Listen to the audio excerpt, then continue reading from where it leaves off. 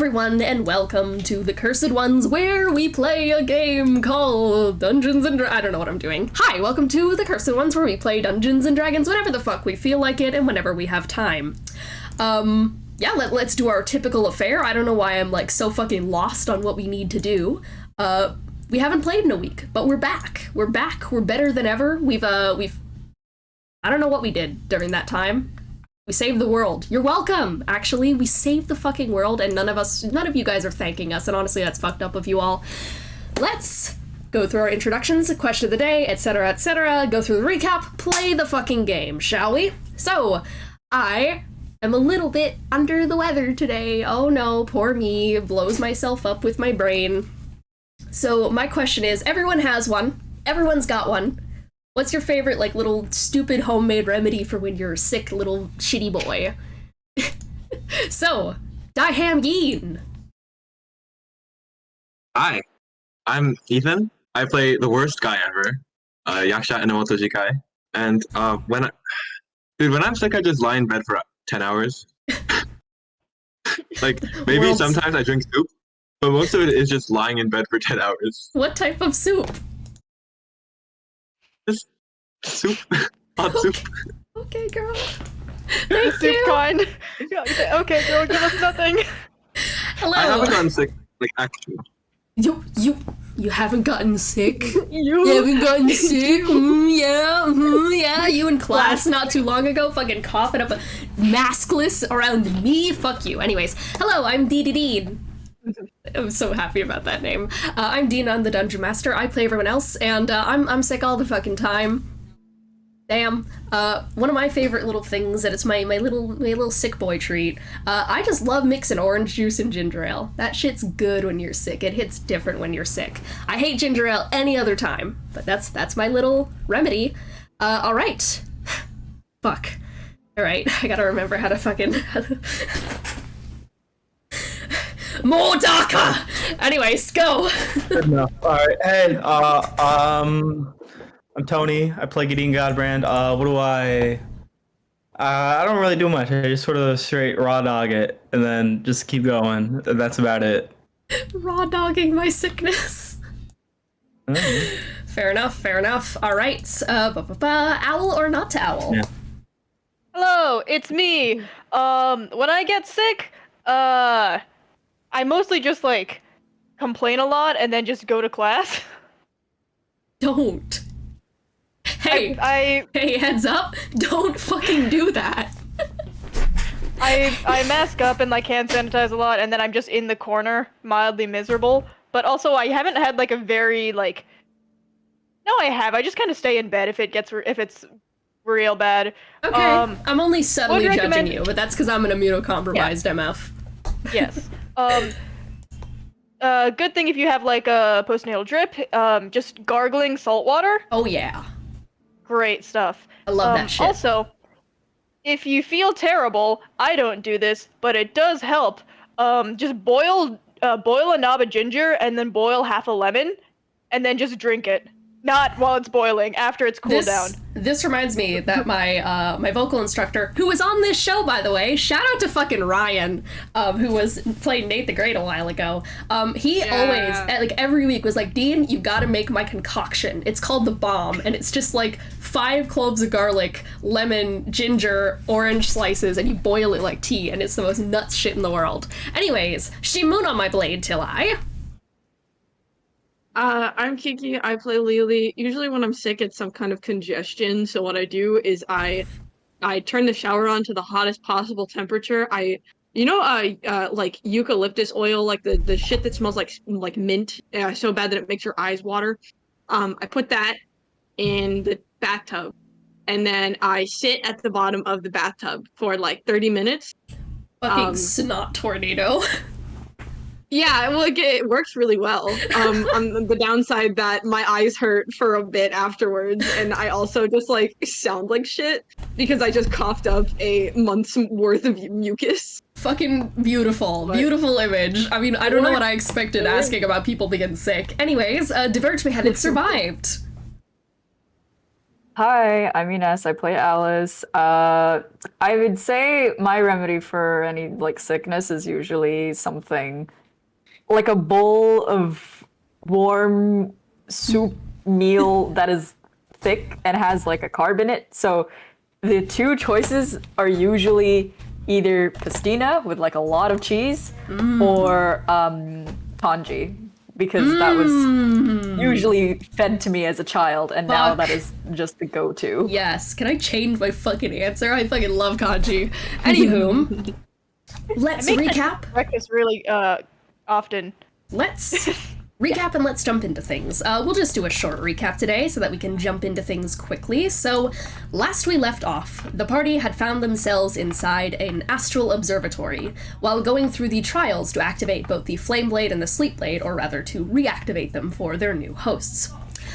Within this observatory, the party met a figure named Ghost, an astral elf who was also like kind of an astrographer? I don't know exactly what the terminology is for it, but guy who reads the stars, and they did a small puzzle where they had to find a bunch of names of stars, and among them, one of the ones they found was Luminary. So, of course, given the whole situation at hand, they reached out and managed to get into contact with Heulwyn, who reached out, told them a little bit about her situation, about what the roots are doing to her and how she's fighting them off.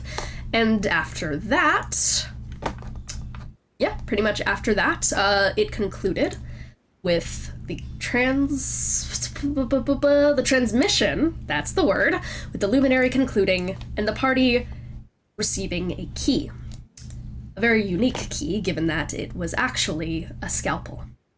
She gave some choice words about letting Lens do certain things, and perhaps holding him back from others. And after that, she vanished after apologizing, or rather, not apologizing, forgiving Ghost, who asked to apologize to her. So, that is where we last left off. Without further ado, in a second here, are we ready to begin? Hell yeah, we'd love to see it. So, let's jump into the Cursed Ones session 191. The observatory has a subtle buzz to it. Perhaps from the magic that keeps this place afloat. Perhaps from the machinery. Perhaps it's just a natural ambience from being in this strange, sword-spawned trial. It takes a moment after the transmission concludes for Ghosts to regain their bearings, their head lulling to the side with soft coughing that makes their frame jump, which then sends uncomfortable spasms through their legs towards those roots. Twisted things. You haven't gotten close enough yet in your travels throughout Sepulturnum to truly be able to see their composition, but they look like the same velvet of deer horns. They look like flesh tendrils, like something organically fauna-shaped to look flora. The way their twisted antlers etch through Ghost's skin is horrid. It sews them to both their seat and their clothes, and you see as they're kind of still aching from the sudden pain as the roots continue to grow through them. They grip down on their chair. Their throat catches on thick spit. It's just pain. Ghost! Whatever you're doing is killing you. Hey. I'm already dead. As we've established. But I'm not going Well, to... guess what? So am I. Is there any way we could share in the burden or, like, take it from you in some way? That's not something I want to ask of people. This is torture. I'm at the end of my rope already. This is not a burden that needs to be shared. But you're saying it could be. Doesn't mean we shouldn't at least try to help a little. I'm already gone. Like my name implies, I'm a ghost now. It's painful. But in the grand scheme of where I'm going, it's minuscule, and my life for Sepulturnum. Anything for Sepulturnum. I know pain, Ghost. I don't know your exact pain, but I can assure you I know the pain of death. I know the pain of death. I've died maybe more times than anybody else in this world because I just keep coming back, even if sometimes I don't want to. Ghost! If you give out now, we have no more link to this place. I know. I know. I don't know the limits of this place, of what's happening, of what this is. All I know is that these roots fucking hurt, and I feel them. I feel them in death. And I can only imagine what that would feel like to people in life. So, I don't know how many more transmissions I can do, but I will do as many as you need me to, and as many as I can. I refuse to put that burden on you when there's another way, Ghost. I'm dead! I told you already, I'm also a dead man! No, you're alive. I've been dead. For years. Whatever this is a flash in the pan of everything. This is a moment where I'm pulled from the recesses of my afterlife.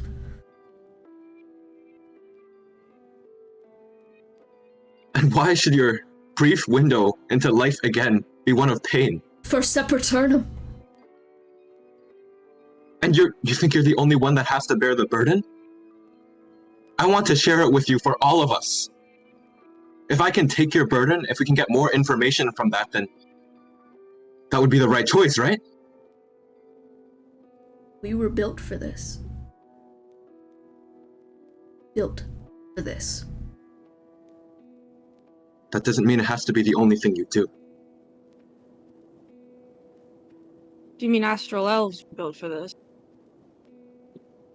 Yeah. Built for pain?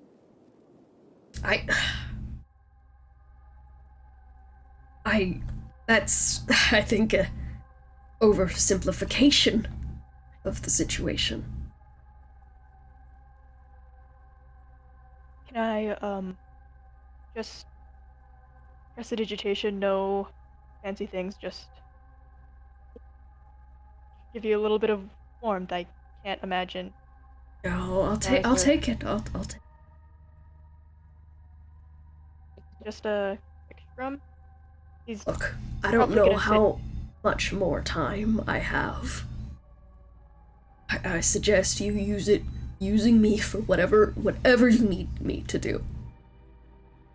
That's what I want. That's what I'm built for. This is what I'm built for. Who told you that? Who convinced you of that? That was your only purpose in life? To just give yourself away? I'll tell you what I want from you. I want you to teach me how I can share your burden. Can you do that?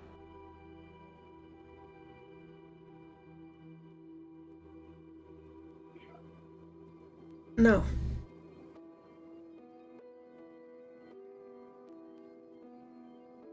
Because you fundamentally misunderstand what I'm getting at. I was built for this. Born for this.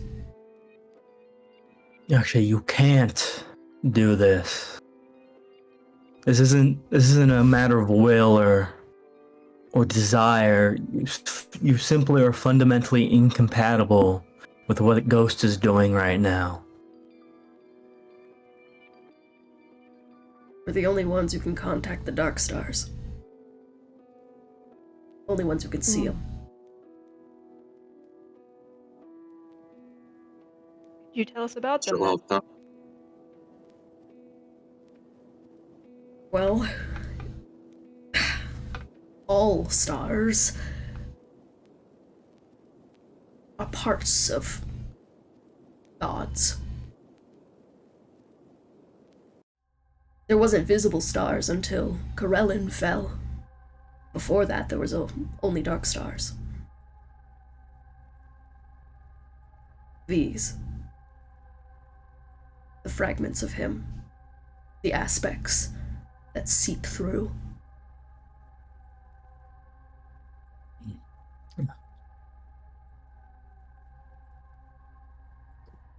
I was one once. As were all the astrals.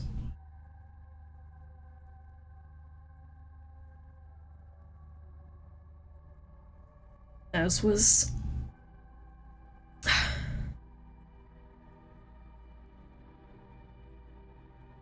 No. I don't even think, given the state of the world, given how much has clearly changed, that's a thing I can breach. Make it a story then. No Not harm much in of it. one to tell. What? Well- Just astral elves, us? Is that what you want? That help? Some illumination would be nice, yes. Okay. Well, I don't claim to be much of a storyteller, but I can attempt. In truth, we actually know quite little about ourselves, since there's only so few of us, and, well, we're all wholly incapable of reproduction, so there's only so much astral blood to go around. We were made by V directly. I don't quite remember the stasis, much like some of the others, but we were in it. A raw nothingness, where we were all somehow conscious and experienced our childhoods.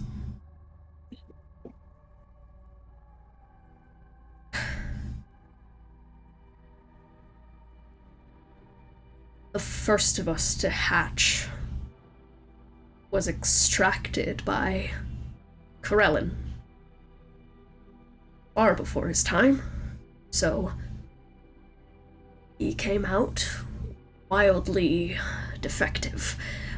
In truth, he was missing most vital functions humanoids typically require for existence.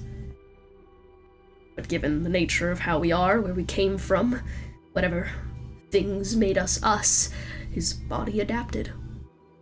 He could absorb some of Corellin's own vitality into him, and this had ramifications on both of them. It gave backlash to Corellin, and sometimes it came out in his creations, but, well, despite how woefully premature he was, he found a way. Just had to do it a bit differently. When the rest of us were born, in the year 100, when the nothingness fractured and we were all just kind of let out. We're also premature, though not as bad as him. Just all afflicted. Time and space didn't exactly align with us all. Hells, none of the functions of the Celestials' domains did at first. We were rifts. Complete motes of nothing. Weird, right? But V cut us out, and we were suddenly things, still unaligned to an extent, but we made grasps, and, well, the first of us helped with the adjustment. That's why he invented chronergy, as an aid to help tether us all, and himself. We slowly started forgetting about our time in the nothingness, since being adjusted to reality was so different. The only time we could see V again was through the dark stars up in the sky, nearly imperceptible to the eyes of most.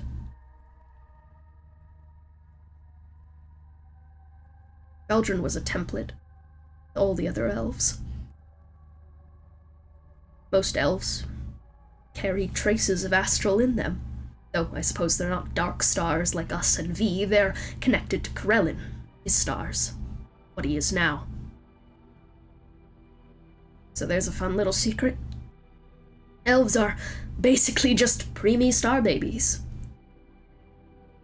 It's weird though, because despite everything that I know and everything I've tried to research, there's still things that just don't make sense to me about just elves, astrals, all of us. Heulwyn, especially, despite everything being the same between the rest of us in the womb, she came out so different to all of us. It took her so much longer to adjust, so much differently too. There were outbursts, stuff that worked on all of us, just didn't work on her. She was just born with a whole separate rulebook to all the rest of the astrals and elves, and we asked V about it at the time, but it never answered us. It just told us we wouldn't understand. It was wholly incomprehensible to us, and we were already incomprehensible to most people and things. I think V spoke with Heulwyn. I don't think we all did enough. Spent a lot of time trying to get her on our page, to our degree of function, and during that we never stopped to listen until it was all too fucking late.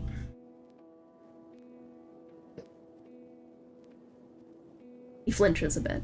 The vines begin to tread up his body a little bit more. Ah, fuck. Okay. Thank you. Thank you. Though it seems like maybe we should start asking more. Yeah. carefully. If you need anything else from me, you're gonna have to ask it now. There were other constellations that were revealed, right? Wait, what was it? were they? Seer, Ursa, Madness. Seer? Did you actually saw Seer? Yes, that was Yeah. one of them. You like us too? That's him. That's V. And That's V. we shouldn't waste any time then. Do you have anything you want to say to you'd like us to ask him or say to him? No. I don't know, maybe he wanted to talk to me again after all this time and death, or maybe he'll come back for me, or he's come back for all of us. I'm not a Well, damn... there's only one way to find out. Hope for the best, prepare for the worst. Are you ready for that? Not a damn clue about any of it. Why we are the way that we are, why we had to do the things that we do. Kind Would you of like us to ask? slowly drops his head on the table and just goes, if you could, yeah. Ask about Okay. the astrals.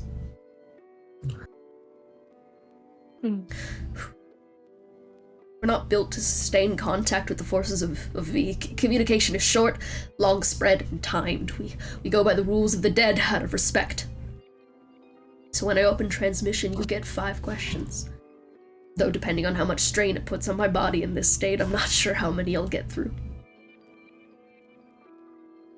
My life for Sipriternum, though. So do what you wish. Do what you wish. Alright. Before you go, if this is the last time we get to talk to the you that's you, I hope you know that Heulwyn forgives you.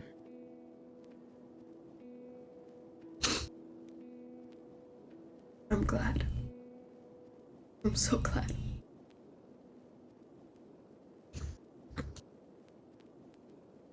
And you see as he leans back in his chair, closes his eyes. There's a moment of silence throughout the room. A little bit too deeply silent. You no longer hear the sounds of your guys' breathing or the small, subtle ambience in the distance, nor can you hear the gentle hum of the observatory. You're not sure when it changes. Perhaps it starts at the crackling noise, so loud that even the most steadfast of you cannot help but flinch at it. The timbre of it rings there, rattling. Feels like the only noise that can be properly processed, but the scene around it can't be. Because in a horrible, sudden moment, there is no scene. There is darkness. Well, rather, there is no light. It's not darkness. Darkness is not the absence of light. Hell, nor is magical darkness. You can still find static curls of something in that. Shadows still carry light in them. Maybe not on the visible spectrum, but it's there. In truth, the only real instances of raw, true, lightless dark exist within black holes. It is a darkness that only Alice has seen before, but one so impossible to perceive. It's hard to even remember having gone through it. It's nothing. You can't recall nothing, can you?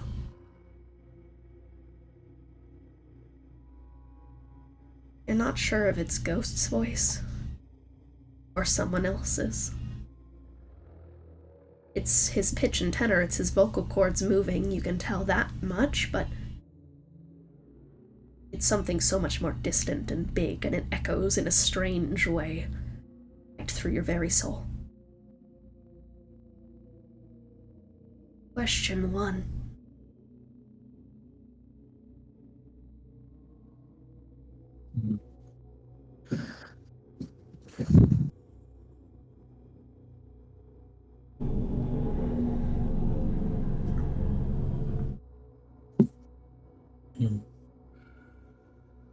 Discussing in chat, that's why we're so silent. Take a second. This is us whispering in game with each other. Yeah, Furious we- whisper. You guys can. I'll just allow you guys to have a telepathy channel up if you guys want to discuss this Okay. out loud as well. Is Gideon okay with that? Actually, true. Gideon has to like be allowed into the. Ugh. Wait, no. Gideon's probably no. like, no. Gideon's already psychically linked with Lelee right now. Oh, wait, right. Yeah. Okay. So technically, So it can get projected into Gideon what conversation Lelee is in. All right, yeah. So, So Gideon can listen and I guess speak out loud. yeah. All right. How are we framing It's the probably actual important to ask of the question? domain, right? Yeah, because as long as we phrase it right, we can definitely get multiple answers out of one question about astral elves. Yeah. Exactly. I'm just worried about being too vague. To We get shouldn't put on this discussion too long because I don't want to know what strain it has on Ghost.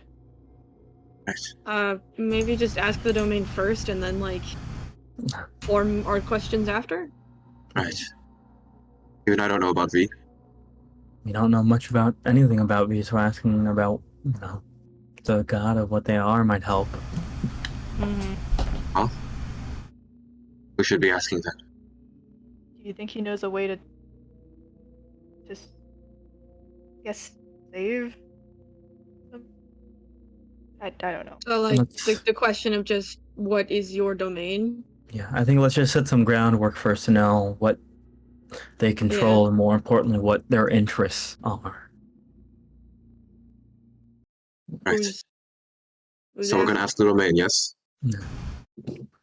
Yeah. Right? V? What is your domain?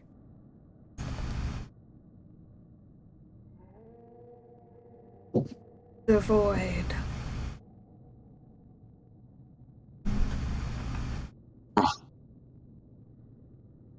Could have been a little more respectful. I feel like that opens up more questions than it answers. But We'll just move from there. we got information. Describe the nothingness that is the nothingness. Don't call a god by the letter name.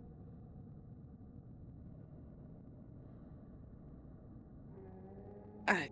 So And remember, we don't even have to ask just about Sepulchernum. There's anything we could ask over our entire escapades and things we've been dealing with. Well, what does it know and what doesn't? Only one way to find out.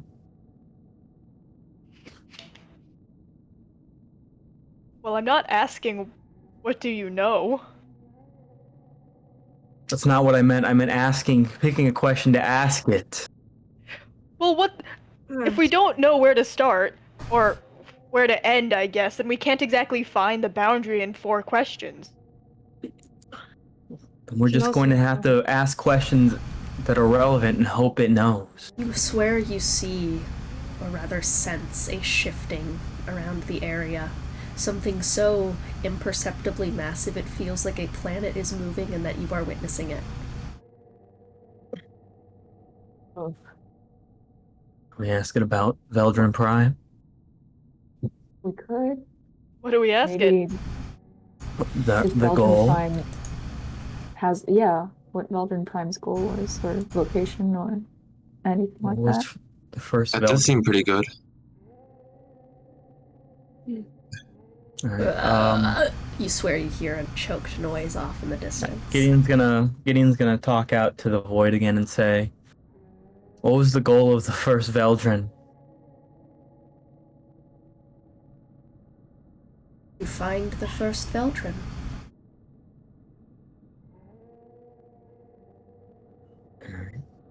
How are we phrasing the Astral Elves question? Oh, I want that done and over quick. I guess we need to phrase it in a way that we hope we can get more out of it, though realistically, Sprout. it'll- Sprout. Out of time. Veldrin? maybe ask why the Astral Elves were defective. Why were the Astral Elves made?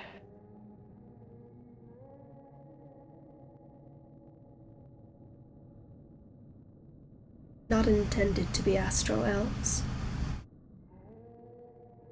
That was due to a mishap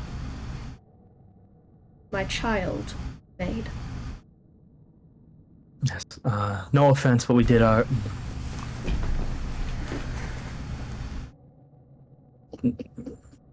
Sorry, I 2 more questions.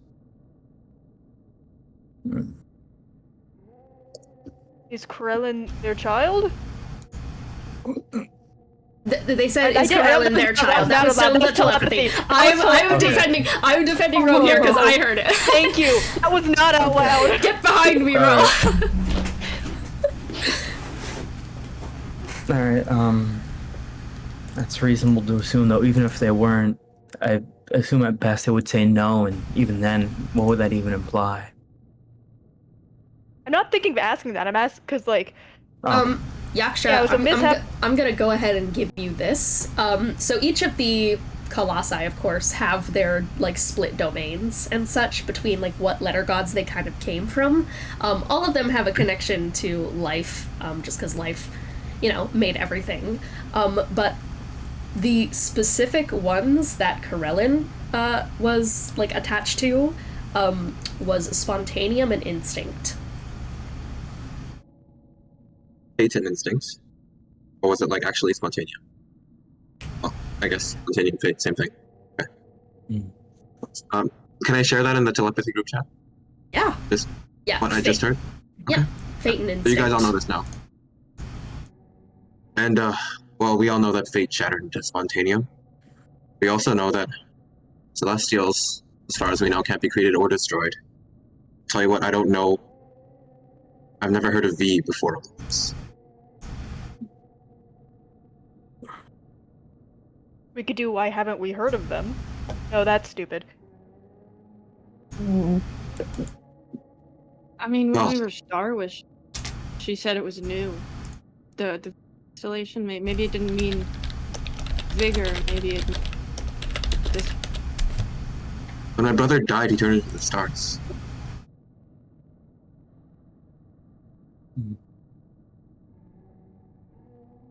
Should also most likely ask questions pertinent to Sepulchernum too. Yeah, 2 more. That's why we're here.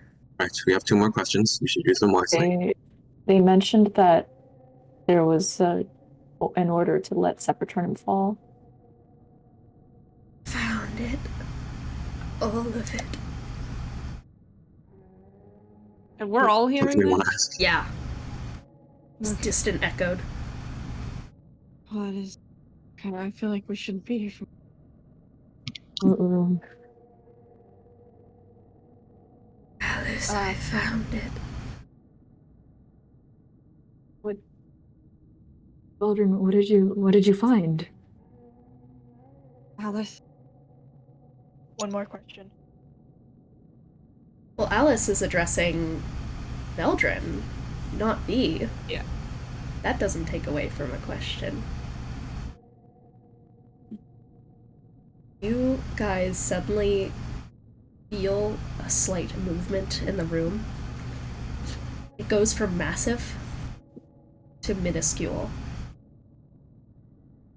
None of you can see anything, but it feels like there's something crawling towards you.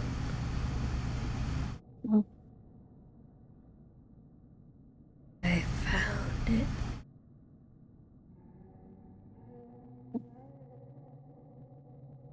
I wasn't the second, Alice.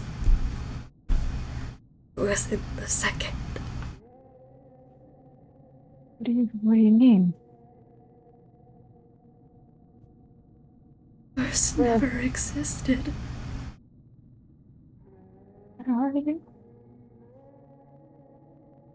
I'm home.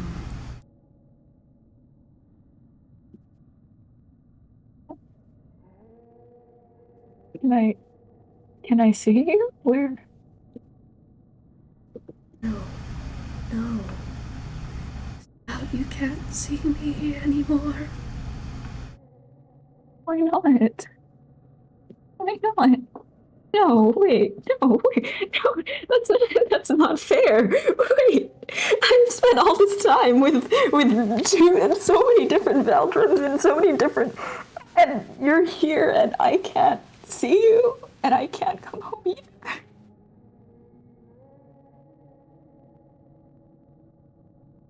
Gideon's just gonna shout out, how do we save the Luminary from the prions? Yeah. And honestly, as Gideon shouts this out, this other force that was trying to desperately claw to the surface, you feel that tiny form crawling towards you get grabbed by the back of the neck, head torn back all the way, and body immediately vaporized into thousands of molecules and reabsorbed into the nothingness.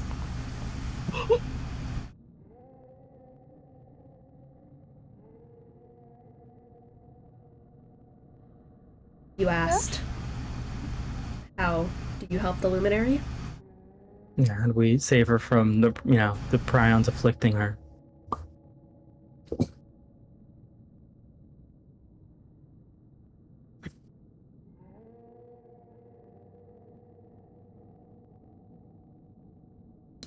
Turn her to a dark star.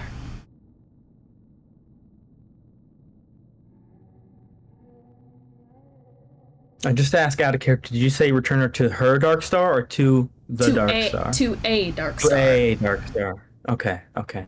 Do we want to ask how to do that? I think I don't feel like it's gonna be very I think direct. we'll figure that out on her. I don't want to waste her last question. You killing her? Well, what do we waste our last question on then? 467. Well, ideally we don't waste it. There's new people here. Another voice drifts off into the distance.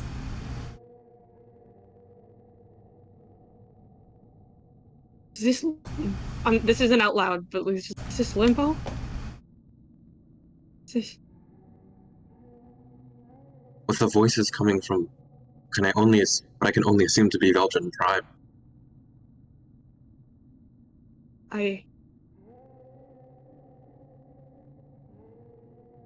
Yaksha, The void is nothingness. Yes. I don't know if you knew this. Been in a time loop for a while now. Can we do Fred? this after? Charpay! I can't see you! I'm still here! Lelee's voice off in the distance. Let's explain They this told me you were in a time loop. after. Lily just grabs onto the nearest person, who I'm assuming What? is... Wait. Eh? I just... Hmm? How did the Pantheon become gods? It's been bugging me for... I don't even know how long, because no one's explained it to me. Do any of you have an answer? Okay, go for it. Fuck! Okay, you don't know. What? Well, do you Yaksha? know? Do you know, Yaksha? Are you gonna share information? You don't.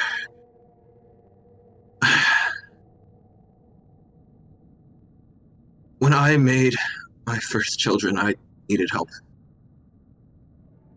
They're not wholly human.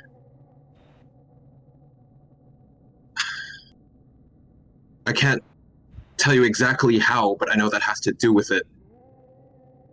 I got help from Corellin.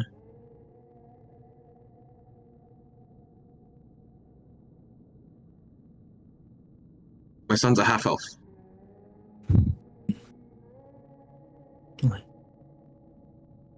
And that made them into what? How? He kept on talking about defective, and I believed him. And I should have been a better parent to him. I just, Yeah, right now is not the time to have a breakdown over your Absorption. parenting. We'll go over this later, but we need to ask. it must have something to do with their defect. So if we can just narrow down the question of not simply how they became gods, but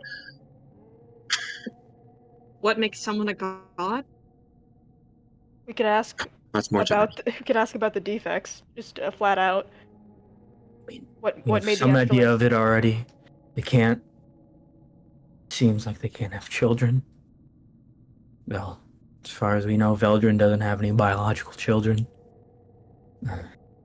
Ghost, or who? Sorry, who mentioned they couldn't have children? It was Ghost, right? Okay, Ghost did. Ghost mentioned it. for all astral elves. But think if your child's if your child was a half elf and now they're a god, and then astral elves came out wrong, but they were near What was Veldrin's curse? Heulwyn, so they became. Well, Veldrin's His curse was that he. What was the more he- Veldrin's curse? The more he used his magic, the more he grew like feathers and stuff, right? No, but before that. Were any of you alive? Original Or The before? I mean, he told us. he absorbed intellect.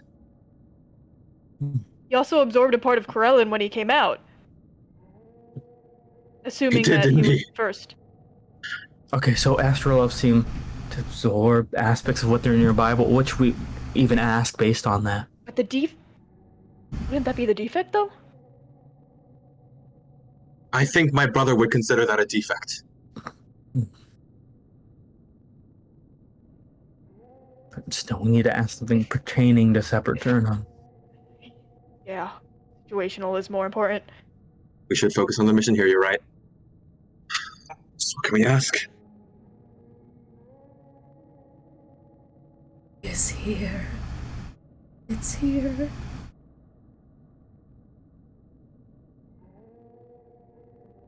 You know, even our Veldrin didn't know what the calamity was if we wanted to ask We never that. found out. We could ask something about the why everybody's what happened after the fall when everything sort of went nuclear. Something about that. Yes, that's too broad. I feel like that's information we can gain from somebody who isn't V. Just enough survivors here. It's just, Maybe something concerning the Devrim? yes, absolutely. That's our current goal right now, right? Return her to the Dark Star. Could we get... That's a Luminary. Oh, sorry. Turn to a Dark Star. Devrim right now. Ignore I said that. Other Alice. Alright. We can ask about the Devrim. What are you trying to How many ask questions do we have about? left again? One. Dean, out of Yeah, character, yeah. what was the... Because because Gideon read the document, so he'd know. What was the unlocated phylactery? The one that we had no idea where it Zingiber. is. Ginger. Hardly know her. Should we ask about that? It's the one phylactery we don't know where to find. You think they would know? If they don't know, then I don't know who would. That's relevant. I'm okay with you asking that. Trust your I just wanna judgment. get Go out of ahead. here. All in favor? Just ask the question. Go ahead. Who is the Zingiber phylactery? It is not a case of who. It is a case of what. You had it with you.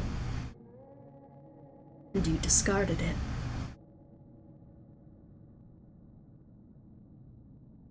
What does that mean? Had it with us? Guarded? Is there like a roll that I can make? I don't know.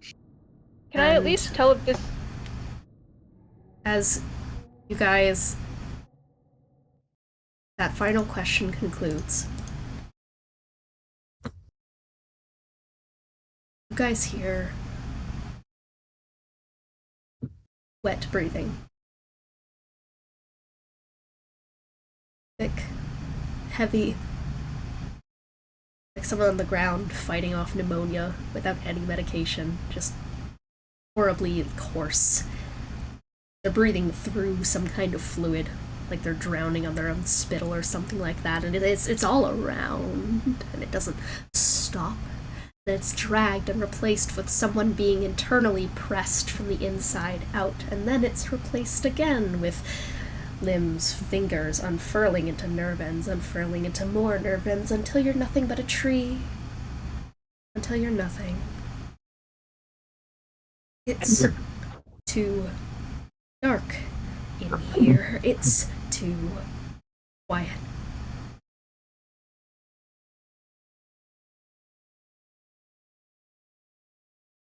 Could I roll Another medicine round of coughing. Ghost.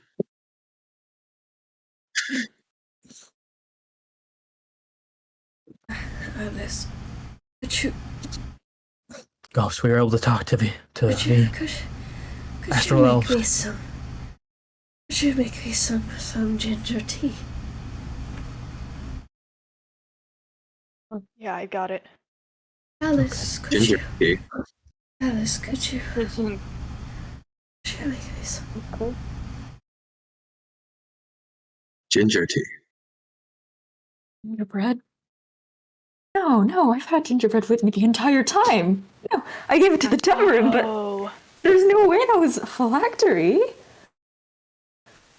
Remember exactly when?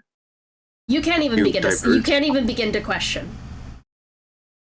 because everything immediately becomes real. Again, you can sense the world again. You can touch, taste, hear, sense. You can feel. You have a brain. You have a body. You have blood vessels. You have pain. And it's all back. It was taken from you before. You don't even remember forgetting it. And now that you've gotten it back, you don't even remember not having it in the first place. You recall all of the responses, the words, the basic description, the feel, just everything about being there. You have the basic knowledge, but you can't visualize, you cannot picture, you cannot.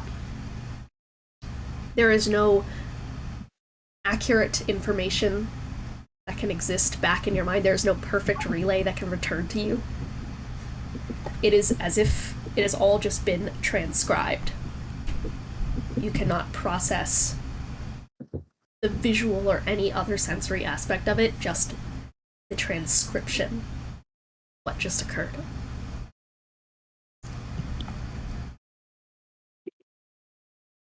Ghost is on the floor. The chair toppled over. And he encompasses most of the room now, with how far spread the roots have dragged his limbs. Yeah, could you get me some tea, please? Ghost, can you understand right now? I've got it here. He just warmed up some water with some tea leaves, obviously. Prestidigitation. You kind of like you very quickly try and like throw something together with what you have in your cup. While Gideon, I'm assuming you're just like kind of kneeling near him. Yeah. Ghost, we asked about astral elves, Gonna but hold I it up don't for him to know drink. if you'll like the answer. Truth of the matter is, astral elves weren't intentional. It seems like the creation of a half-elf, which we're still trying to define the exact specifics of, they absorb anything around them. That's why the first astral elf absorbed Corellin. That's why the Pantheon, who you were not familiar with, became gods. But your astral elves, because you absorbed the ambient things around you. Maybe you also fed off of Corellin or some other form of stars.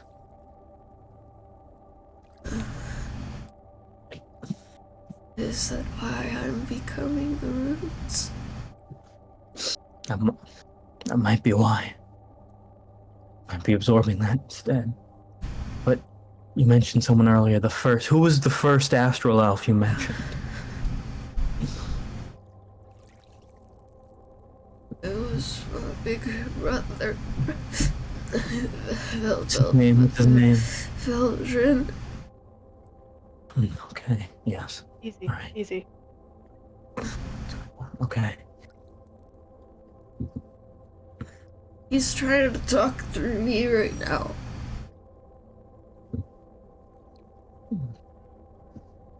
He's trying to talk through you? He Which wants one? tea. He wants tea.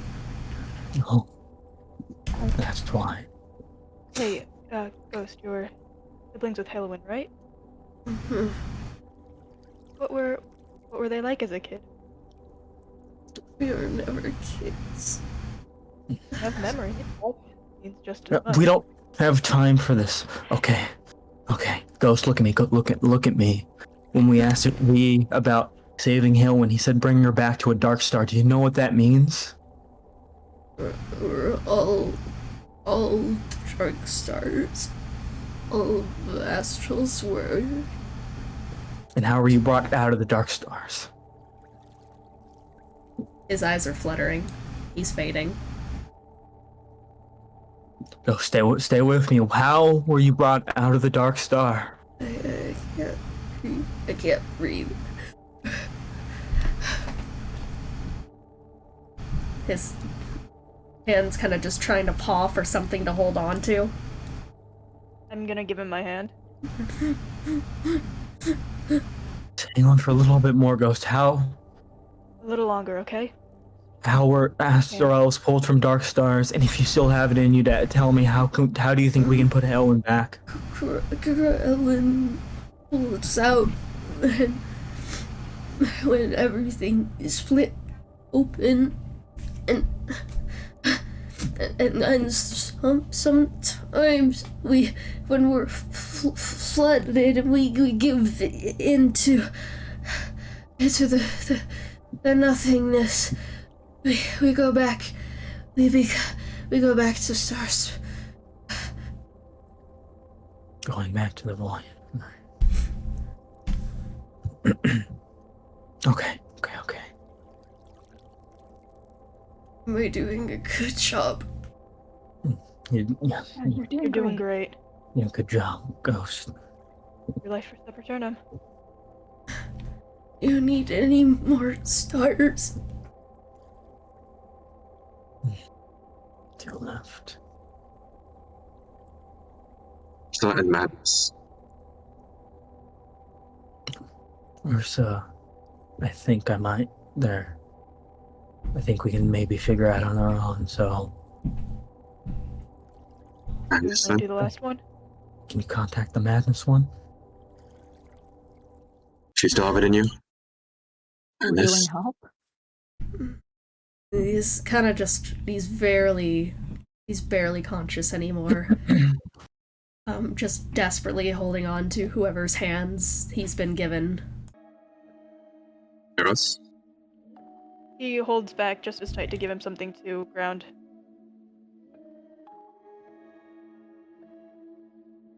He closes his eyes. Like you said, Ghost, for Sepulchernum. Just one last one. Where are you?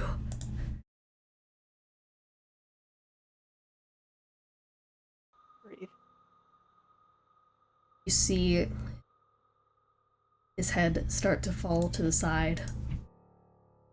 Very quickly.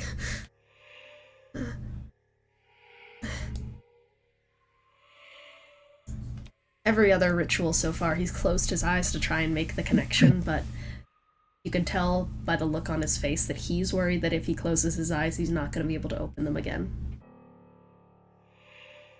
So he keeps them open.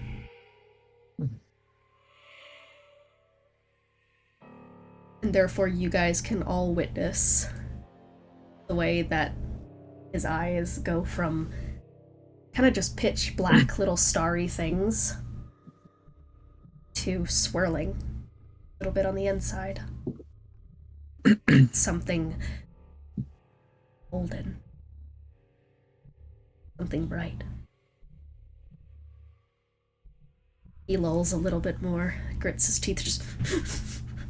You've got this, okay? You've got this. Look at me, you've got this. And it continues to swirl in his eyes. start to see tears running down his face. And then more and more and more. You don't even think that they're a response to being in this much pain. It's just something is starting to flood out.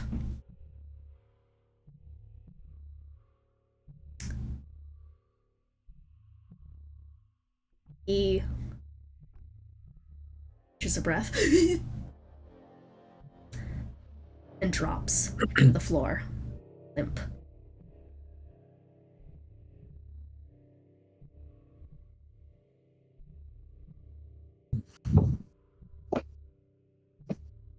Ghost.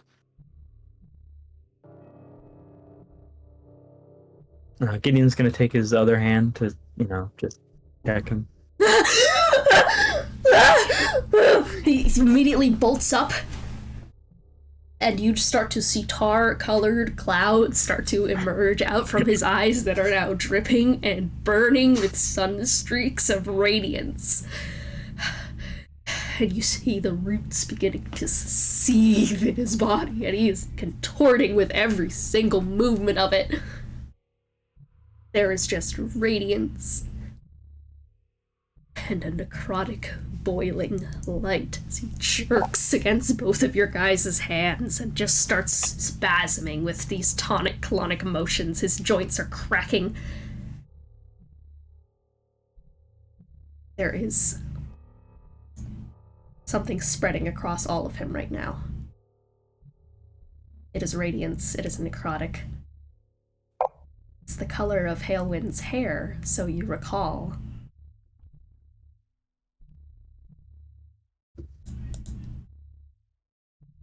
Is anyone trying to stop or assist, or do you just let it happen and hold him? Is there anything Gideon can do to assist? Aros is still holding him. What would you want to do?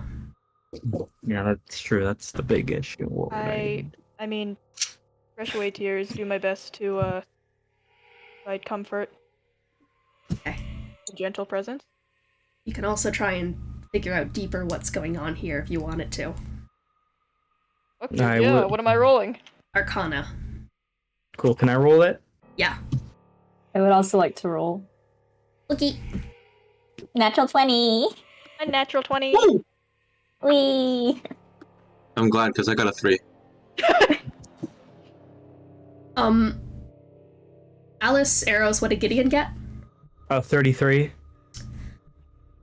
You three notice something about whatever is happening here, and that is that all of the necrotic energy is going across Ghost's body. All of the radiant energy is going across the roots. It's split in a way.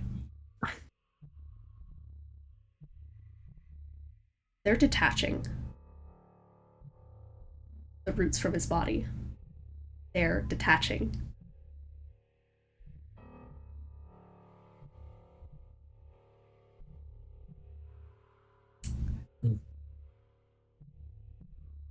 Continue to hold on to his hand, then he just continues to spasm until eventually he manages to just thrust his mouth open, which is Radiant energy gets rid of the roots. Heulwyn, stop, Heulwyn, please stop, not this. I'm scared. I'm.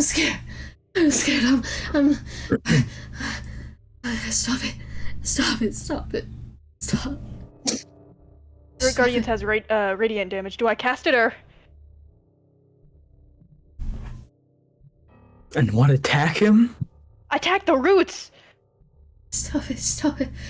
Even though they're separating, we don't differentiate. Stop it! His head falls back. Still shaking. Going to continue holding him. You can't do that. He told us. You can't do that. He said it was unstable. At this point, they're just collapsed. Hurled into as little of a ball as they can make themselves. How horrid, how paradoxical is it then that they're now stretching? Too big pull off this hiding attempt.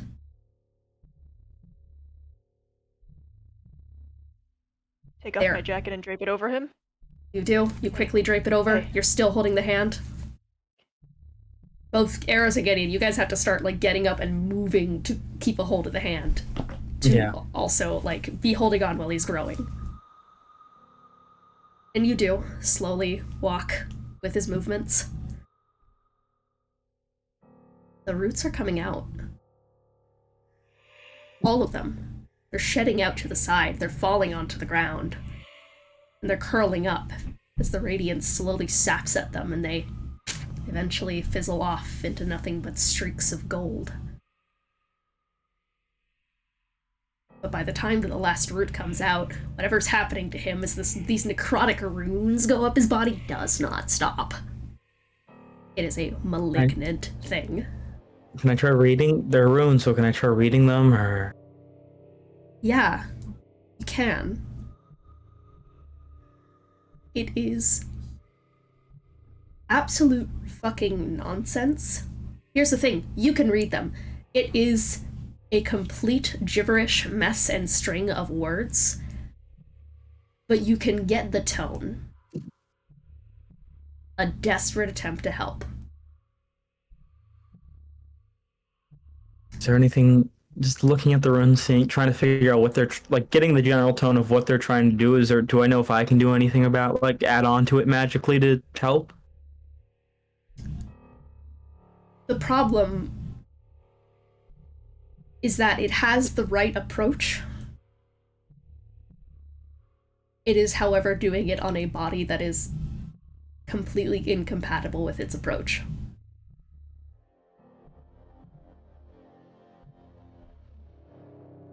Do I think, I don't know, is there some way I could, like, let it, I don't even know, spread to me to lessen the load to help make it work, or, I don't know, I'm just spitballing here, I'm not sure.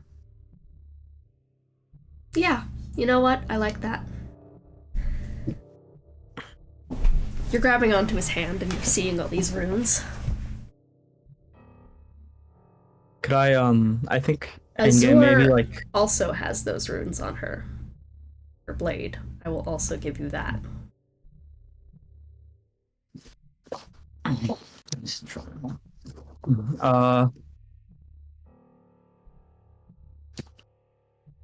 What if I, could I, like, maybe take out an ink and quill and just start writing runes up my body going to, like, my torso? Like, Yeah. trying to, like, basically continue the runes from his body onto mine to, like, forge a connection? Yeah. So just hand still on Ghost, you just, like, start reaching around. Honestly, like, it is very hard to fumble around in your bag while also one hand on Ghost. Just for flavor, if anyone wants to go and, like, try and help grab his ink and quill and shit. I pass him mine. I mean, I'm a bard. It's right there. True. Aros just tosses you notebook, or tosses you a quill. Yeah, I take that, and then, you know, I have magic ink, so I'm going to start using those and just start writing them up my arm, my body, and my torso.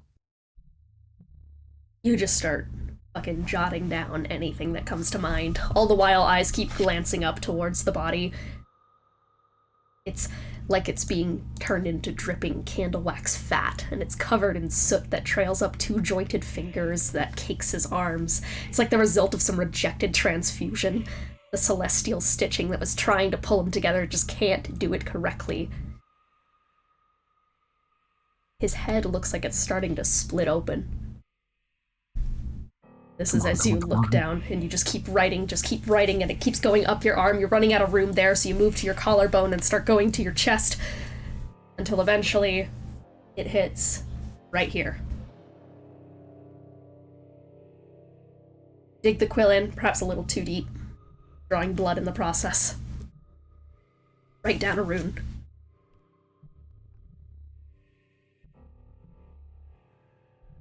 And Ghost next to you.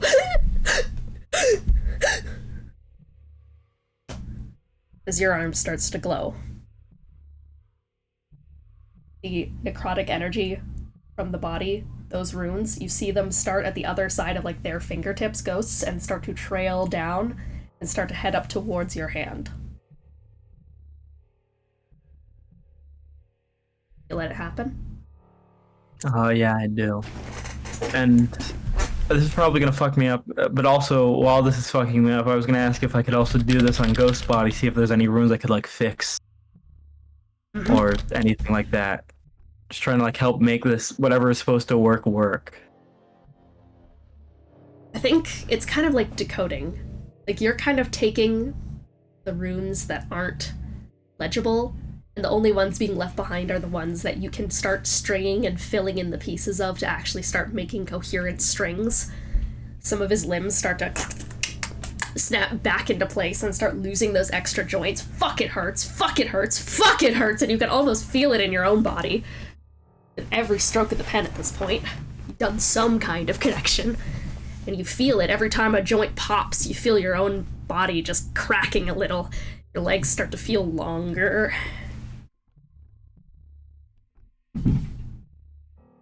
But that rune over your heart, it kind of just keeps pulsing. And instead of your own ligaments starting to change, you feel something inside you changing a bit. Right here. Just...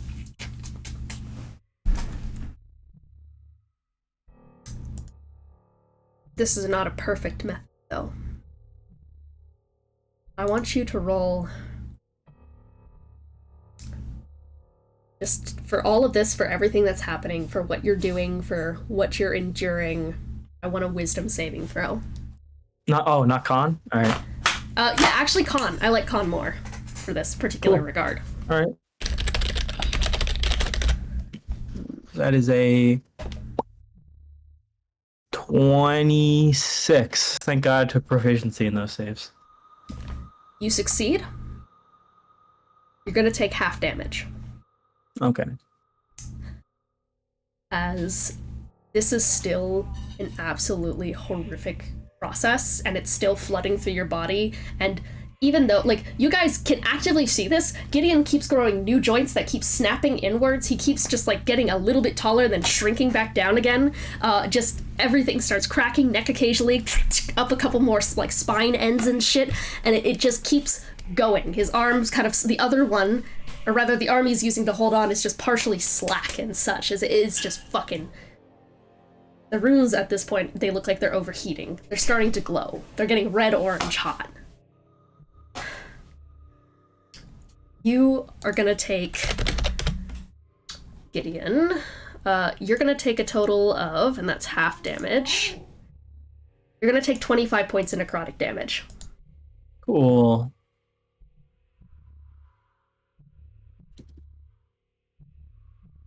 And as you all watch this happen, eventually, Gideon, your fingers, which are twitching at this point because they keep changing, you reach forward, find the final spot where there is a blank space that you know the way to fill it in, and you just...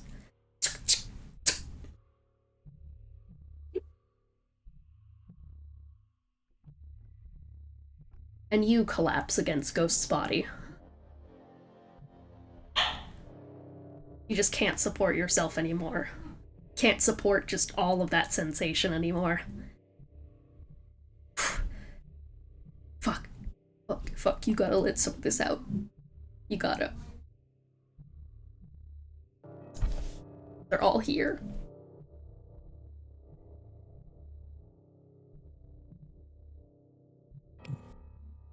So my question is this: what are you trying to do?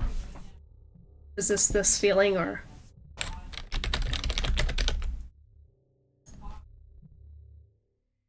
hold strong?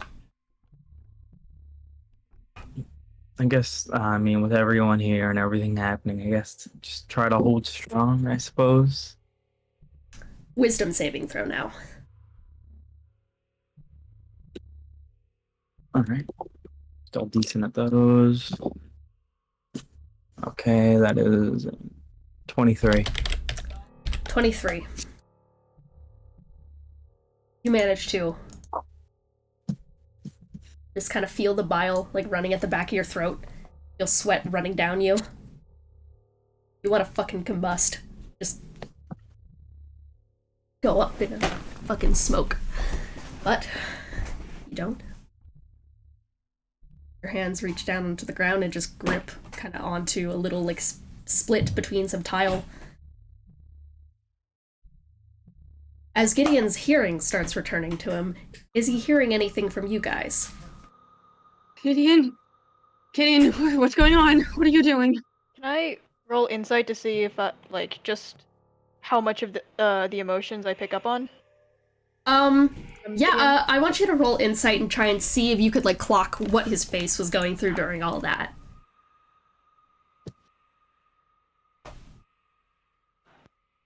Is the room 22? getting warmer? It's so fucking hot. You feel like you're in a goddamn Okay. sauna. Yeah, I feel like at some point... Oh. What'd you get? 22? Yeah, what'd you get? 22? I think you just saw pain. Just fucking pain. Just pain up his face, and then as it all started to kind of culminate, obviously his body was in pain, but at the end of it, you see his teeth just gritting, his eyes fully stark open, and his, like, pupils just constricted. Yeah. What I'm trying to see is if I can catch that bit of flightiness at the end of needing to go do something but with everybody around. I think it's mostly, I think for a second you see him, like, twitch a little, and almost get, like, a little grin, and then it immediately snaps down.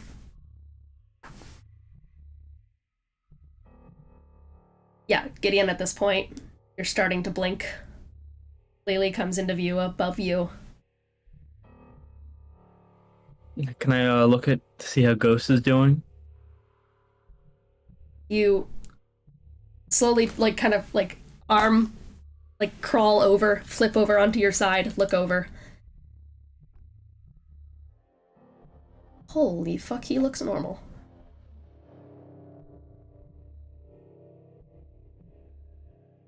Decide one thing.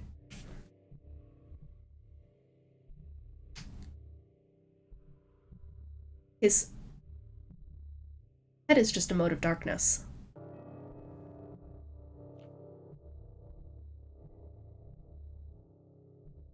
God, he looks like a star spawn. Ghost?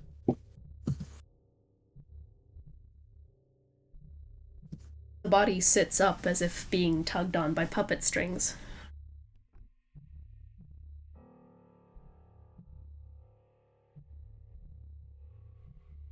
Stares forward.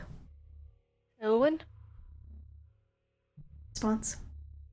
Can you talk? Head turns towards you.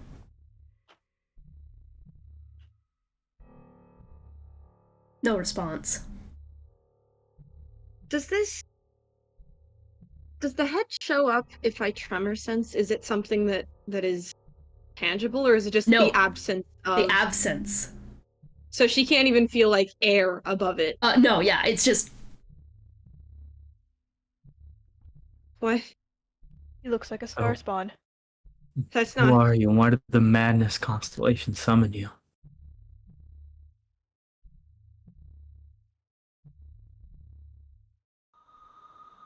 What was that? I am still Ghost.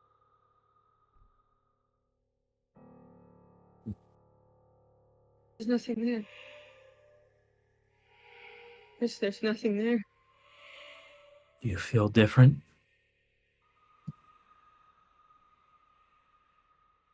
I don't feel anything. Do you know why you've changed?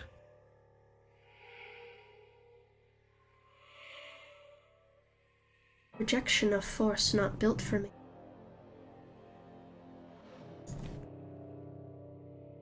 What Triggered was my that natural for? defense mechanisms.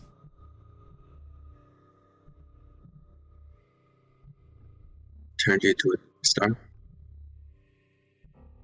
Perhaps. What force was not built for you? Her force. Hers and Heulwyn? Yes. Incomprehensible to those not already veiled in holes unseen, things most corrupting to those who do not yet already endure their fruitless battle, antithetical afflictions, necessary discrepancy.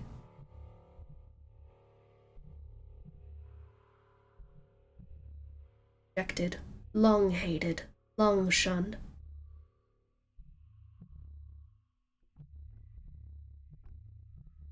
You have any new insights for us after that experience? Anything you could tell us? I am not so easily bound by the laws of mine own death.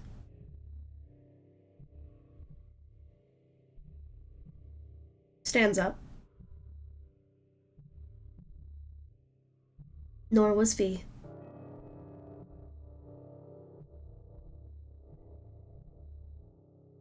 When stars die, what do they do?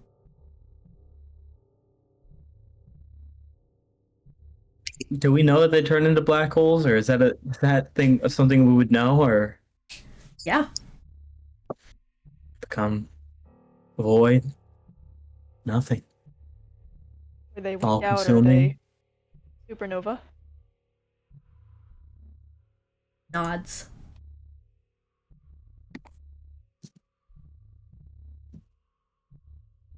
Stars die because of increased pressure. Absorb something they shouldn't, and keep growing and growing, growing, till dark star.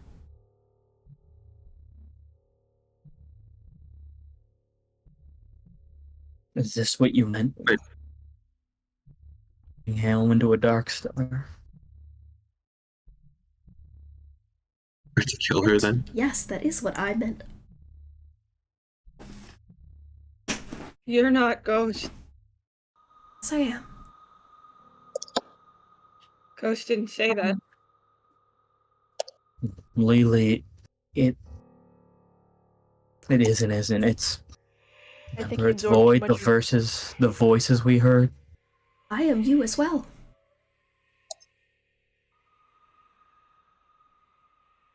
I think you 5 absorbed too much instances void. of you.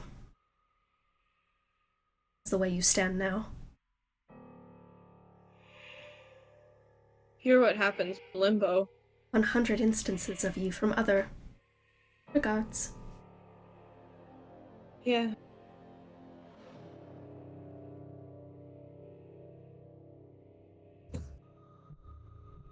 So, returning to a dark star is like going to limbo.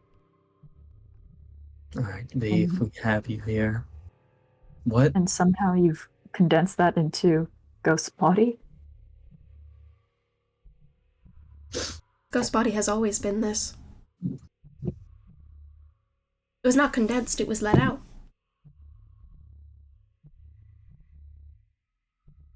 What was the defect? That we were never able to see our full potential.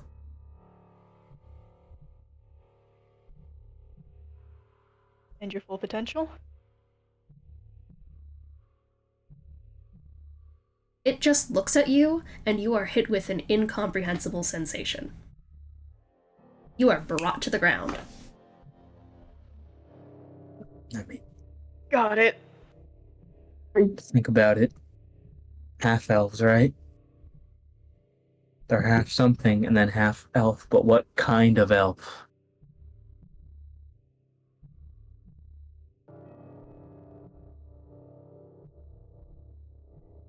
And on Separatron, we have high elves and drow, wood elves, but sea elves. But there's no just elf. Maybe that's it? I don't know. How did you come from the... You weren't always among the latter gods. Were you a combination of some? Split off I from think you one? are mistaken. I was always an aspect of the... But of which one? It's not the case of which one. I have existed in all. We all have existed in all. The The spaces gods between are them. stars. Gods are stars, you're just what's between them. Not just.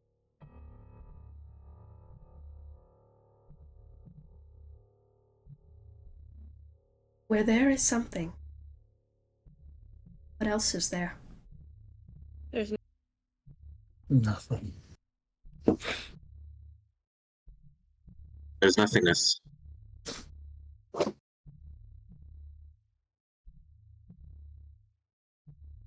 But why?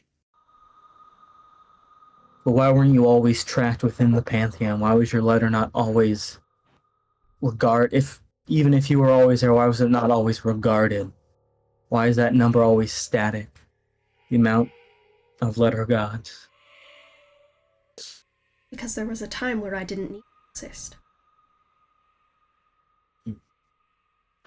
Everything was as written. No divergences, no discrepancies, nothing outside the cracks, everything. Perfect. Succinct. What happened? Until someone broke the rules. Yes. Losing there needed to be- timeline.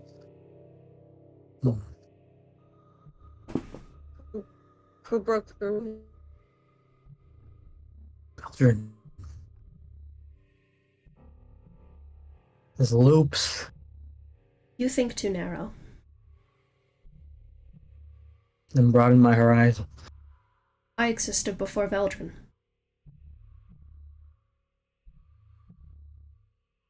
He So is my the- child. The gods create The you. law's death then? It's death. Fate's death, yeah, sorry, I meant Fate's death. It was so tragic. It hurt so much.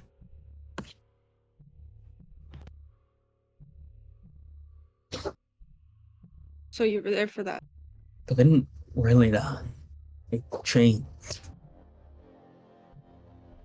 I was there for that. You existed before that. No.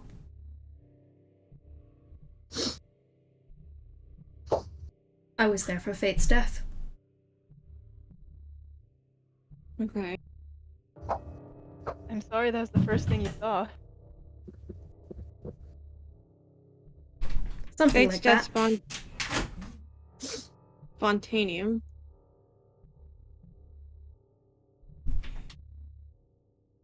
Wasn't that when life, the Zed fused? Yes. Why did they fuse? Because things went out of balance. So the Because- creation myth is a lie? Because Many things are lies. Did your existence force them to come together? Yes.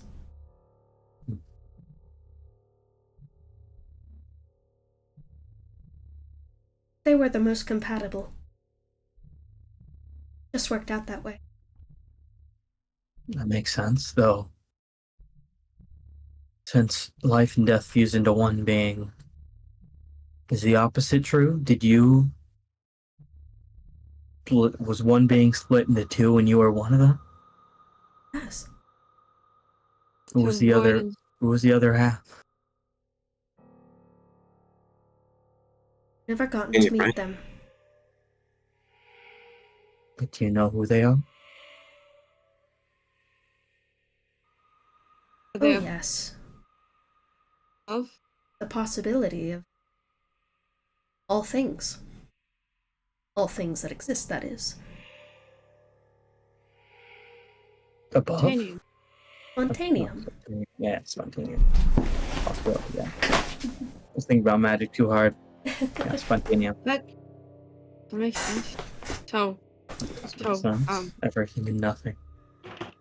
so Genesis is the reason that you exist. Oh, yes. And I am thankful. Why are you?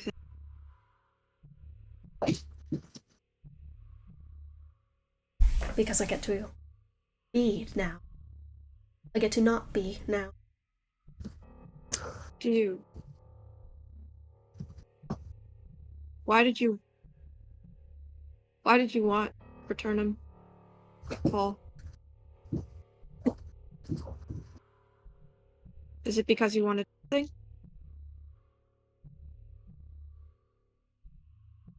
One step closer. To what? Calamity. It is a calamity. One step Here's the closer plan. to the calamity. He walks towards you and puts a hand on Lelee. Step closer to me.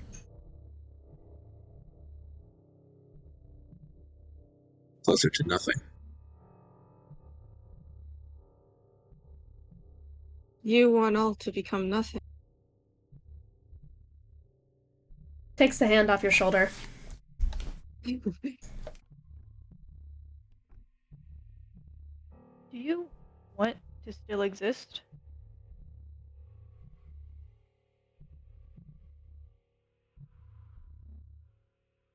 Just stares at you blankly. It can't answer that because it doesn't. Or it does. It's the god. It's a paradox. It's the god of the void. It doesn't exist, but it does. I don't think it can answer that question. I leave now. Before you go, what? Why was the first what did you mean by the first Velgian was trying to find the first Velgian?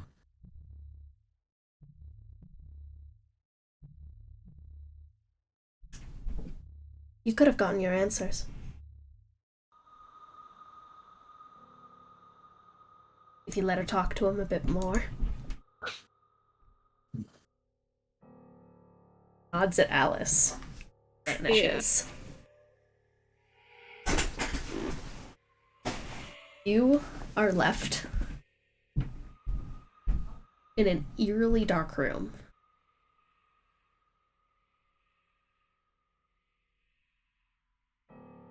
And what is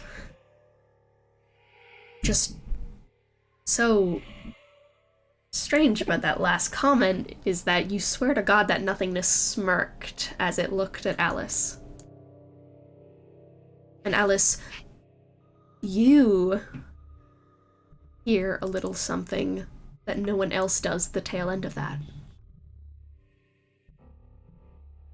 But perhaps you still can.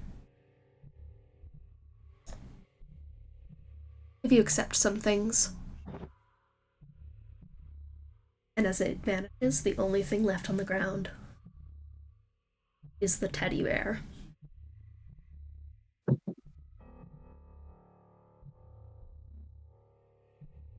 Oh.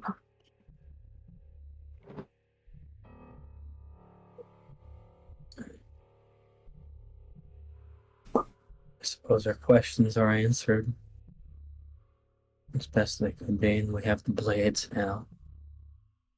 It said maybe I still could. Callie looks at Gideon. No, we don't. Don't? What? Well, We're Yaksha missing.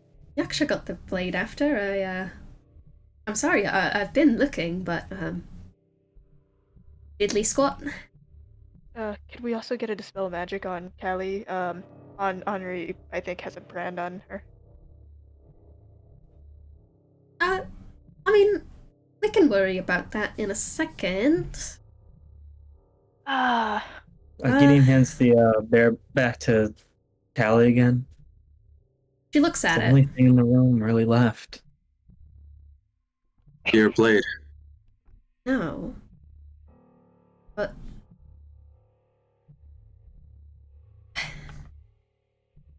here's the thing, I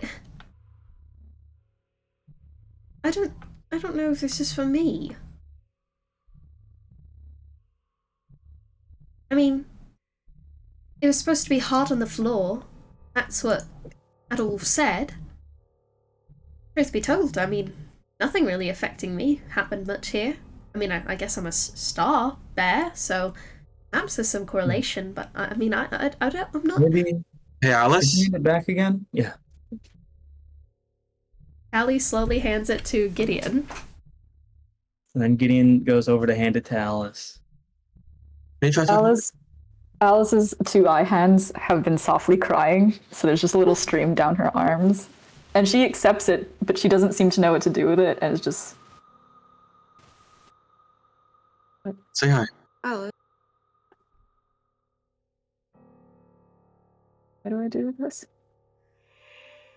you're supposed You- to introduce yourself. Yeah. Say hi. I'm supposed to. You say hi. Say, my name is Oh, like making a new. You know. hi. My name is Alice. I don't understand.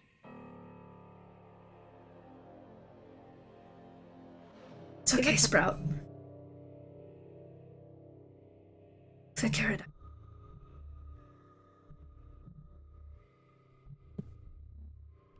And in Alice's hand, the bear splits open in the center. And a couple small sewing needles emerge and start to orbit a little constant. And just like that, you all search. Takes a moment to readjust. It always does when things changed so quickly. But then, there you are. Back in the hallway, leading towards the kind of entrance room where you last left Lens and, or rather, Adolwolf and Elian. So, now. I'm slightly lost. So is the bear in my hands? Is it? It is some sewing needles.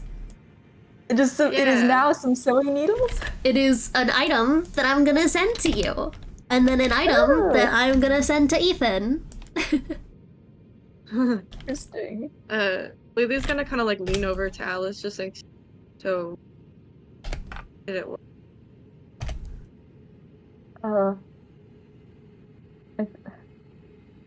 I don't know. Oh, well, apparently you're supposed to hear like a voice back.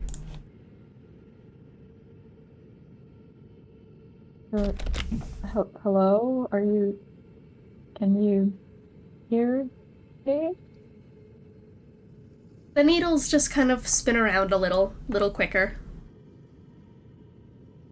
Doesn't seem very chatty right now. I'm not hearing anything. I mean, maybe they're shy.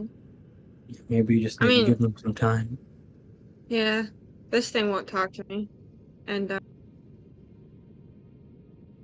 Gideon, Yes. you said you had a sword in you, right? We said that in canon, right? I'm like... Elian did. Yeah. Elian kind of accidentally Elian just posted dropped it him. in conversation. But Gideon said he didn't want to elaborate on it. Yeah, and she's just like, basic level, just like... So for Alex's sake, is it normal for it not to talk to you? Or them? It varies from person to person and blade to blade. They're sentient beings. Okay, so then they're just shy. Did any of the... You need any healing from the residual... whatever? Yeah, yes, I do. Okay. Alice, you also look a bit rough. Sure. Classic. Yeah. So, Aros, you go over, put a paw onto Aros, and then walk over to Gideon. Put a paw on him. It's like touching a heating pad, for reference. But eventually the hands kind of... Healing hands go up. Honestly, Gideon, you're still fucking itching from the inside right now. The healing kind of just, like, it's one of those things where when you just, like, feel like shit, like, everything, even good things, kind of just activate more responses in your body to feel like shit. And it's just like a wave of just this horrible something over you, but you keep your bearings for now. You're down the hall, rounding back to where you last left Elian and Adolwolf. Callie currently has the scalpel, but we'll flip it around a little. Alright, well, we got the key. Can I see that? Mm-hmm. Hands it over. And Gideon takes it and looks over it. Seems we have what we came for. I suppose we should rejoin with Ellie and Adolf then. Her kind of massive bear form squats down to be eye level with Gideon, which is comedic given the fact that Gideon is already tall as fuck, but Callie's just that tall. And as she also leans towards it next to you, Gideon, she's just... I've never seen a key be a scalpel before. Is that normal for you all? No, but it might have to do with whatever the specific nature of the lock is.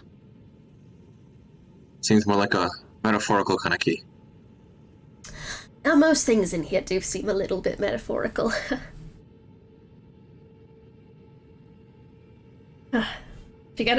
She looks a little bit off when she says that.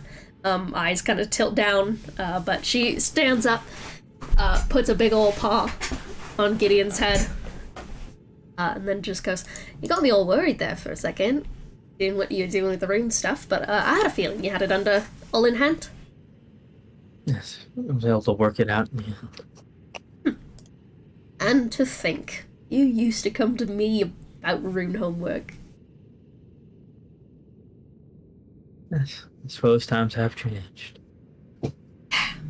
Something like that. Ruffles your hair. And as you guys start to head back towards Adolf and Elian, and you find yourself gathering your bearings, you start to hear a conversation off in the distance between the two of them. Elian kind of just, like, his voice is a little softer right now, and just... You ever get to the point where you thought about kind of finer aspects? It might be an insensitive question given the topic. No. I haven't really been able to talk about it with anyone. We had so many names in mind, to be honest. Just, too many people gone we wanted to honor.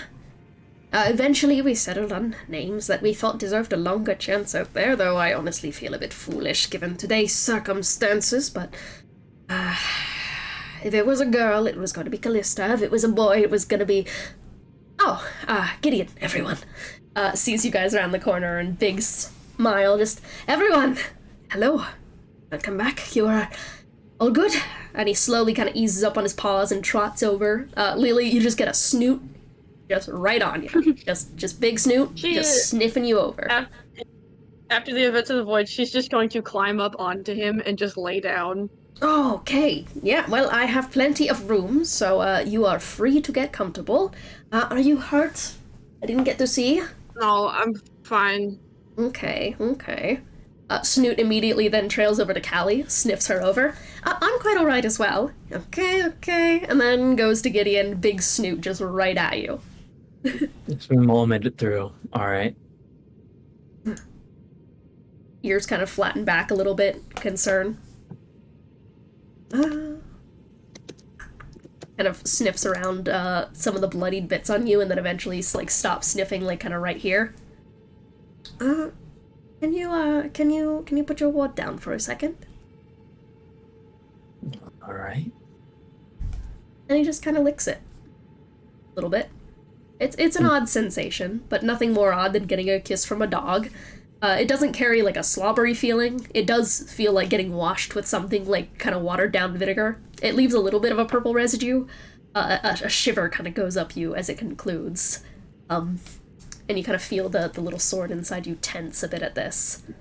Then goes, "There you go. I just wanted to, oh, I'm fucking up my accents. There you are. Just wanted to, clean that up a bit for you." Ruffles your hair a bit.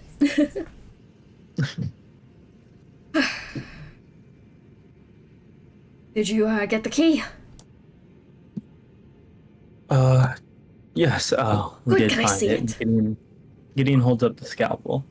Adolf goes to grab it. Do you let him? I'm gonna say no real quick. Yeah. Okay, contested sleight of hand. Okay. How good can a wolf be at sleight of hand? That thing is fucking. It also He held doesn't have he held a hands. sword. Yeah. Oh yeah. He does have hands. Just big old He does big old in fact have hands. Alright, well, I got a 15. I got a dirty 20. Yeah, so hand goes to swipe for it and you just... Okay. Fair enough. Kind of need that, Gideon, but it's fine. Can we figure out how it opens the lock? Unless you have any idea. Well, I am aware. Why I went to grab it. And it goes for it again, but I'm assuming you're still holding it back. Yeah. Though I would like to know how it opens. I mean, one of the biggest issues we had so far was the fact that your new form might not be able to open the lock. Well, I assure you that this one can. Alright, well, I am very curious to know what it is, though. It's a key. Yes, but how does it open the lock is what I'm curious about, because there was also concerns that the lock may not be working right now. No, it is. It is working. Alright, though, how does it work? I think is a very important question here. Head kind of, like, you can see him kind of furrow a little bit. Well, it's a scalpel. It cuts. Yes. Is it up? But what So- does it cut to open it up? What are the mechanics of this lock?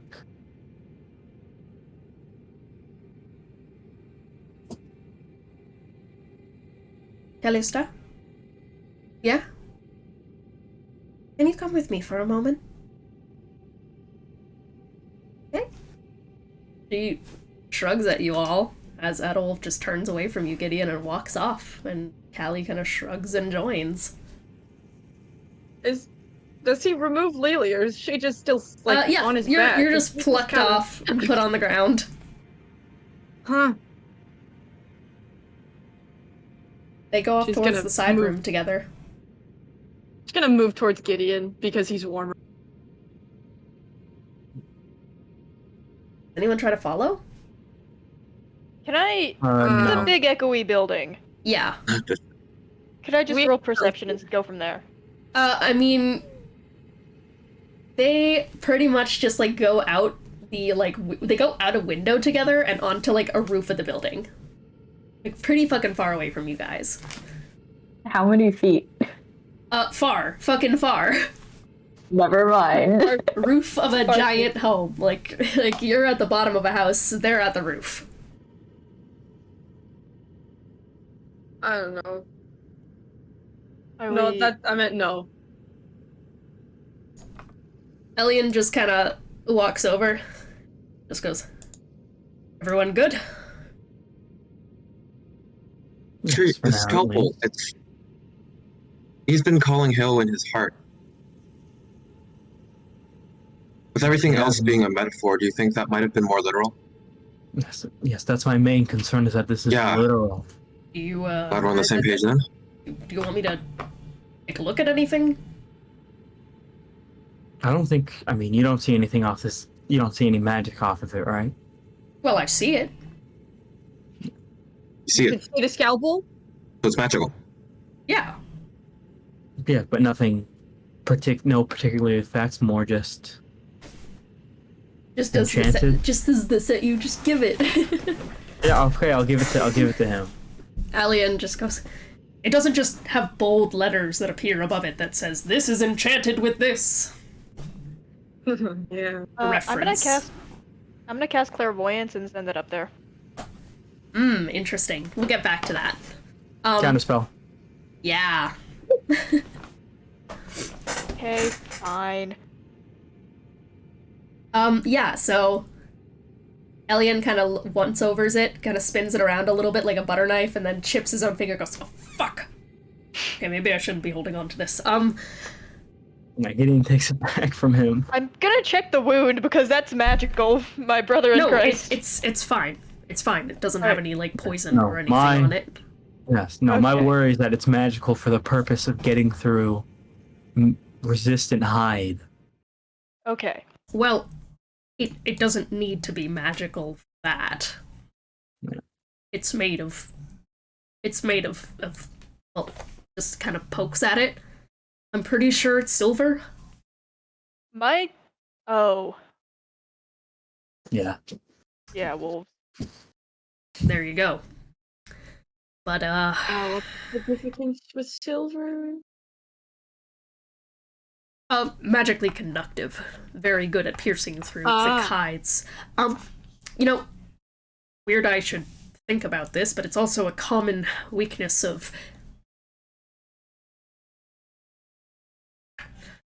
Of Well, me? you and other. Well, he's not a It's a werewolf, necrotic but thing. old stories. it has healing magic on it. A modified variant, well, it has, of course, it's an artificer-infused item. No doubt, Adolf's handiwork, but it seems to be some kind of variant on Spare the Dying. Yes, I think I can put maybe not to keep a person alive, but an organ. Yeah. That seems like what it would be able to do.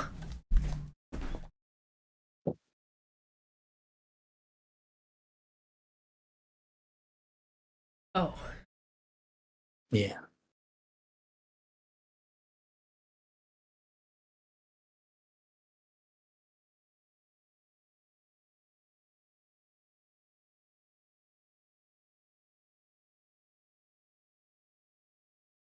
I want to know if Adolf even did do that. How would that get us any closer to Heulwyn?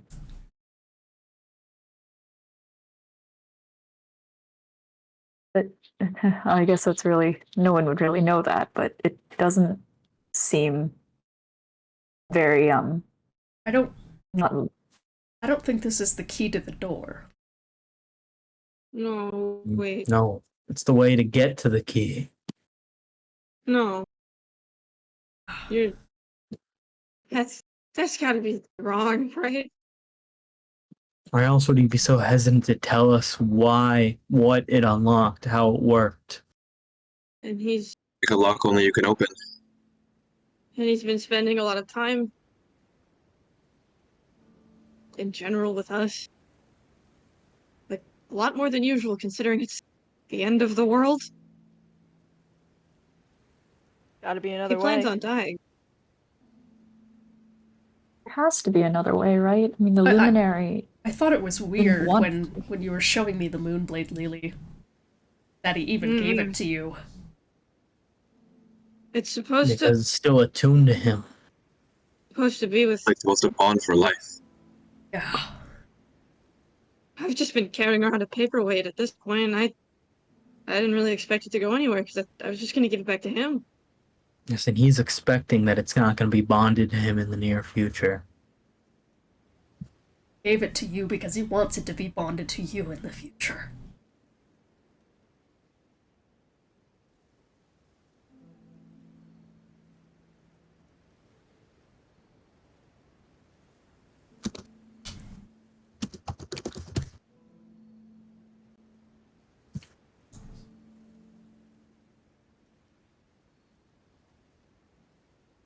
You want a hug? And what do we do?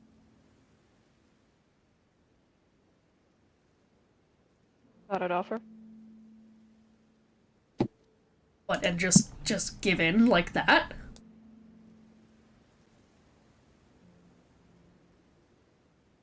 What is it about his heart? You think that's required to do this? If I can physically make him a new body. That's not. Not the point. We don't know the We're exact thinking mechanics too- of how it works. We need to find We're out think- how it works. We're still. I know it's literal, as in Heulwyn is his heart, but we're also thinking too literal. What if it's just like the emotions? His. Lelee, he wouldn't Need have a given you the scalpel for that? moonlight if he didn't expect to die. No, the act of removing it would kill him. I'm getting at it. Maybe there's another source, but I don't know. I'm grasping at straws. Think about it. Every other lock up to this far has required him. Blood.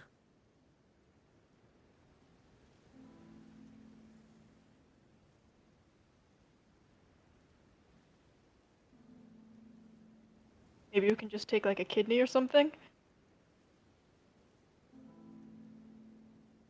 I doubt it.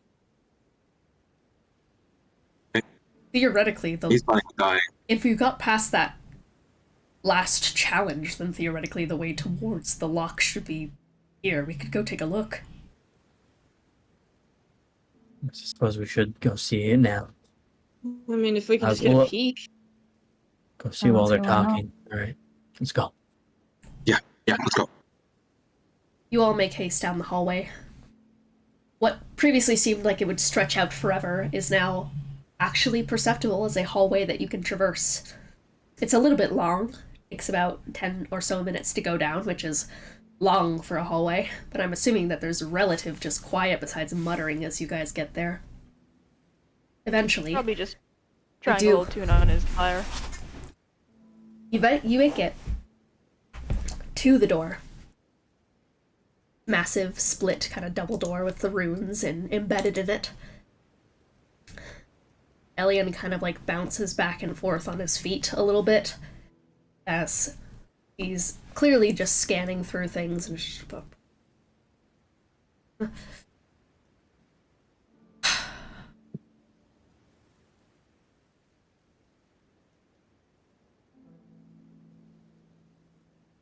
Okay.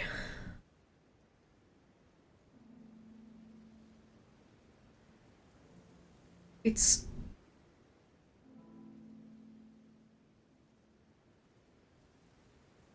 less about the heart.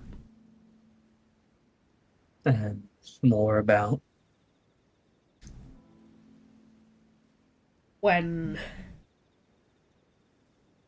noids die, their soul untethers, is then sent to the ethereal, and then to the deep ethereal, then to its final resting spot. It doesn't need his heart to open, it needs his soul. To make a death beyond revival. Yeah. But there's ways to transfer souls from one thing to another. unless don't- Locke consumes it in some way. I'm not seeing any consumption here, just holding it. And then it just opens. It opens, there's no destruction mechanism to it. It just goes there until the soul inevitably runs its course and goes to the ethereal, I suppose is the intention, if I had to guess. Is it his soul or a soul? His soul. Okay.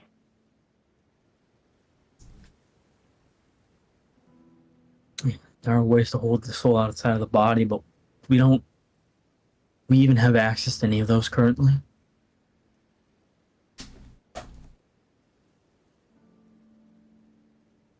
Elian takes a flipperoo through his spellbook.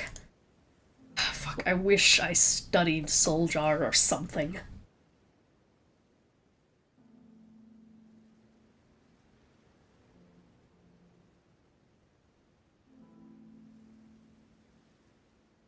Have anything that could just, I don't know, absorb it?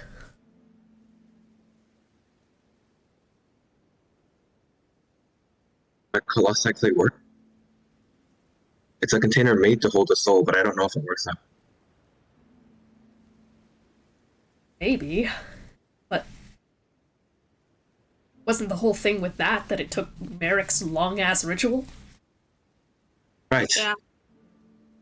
Yeah. To separate the is it lens from the madness? Right?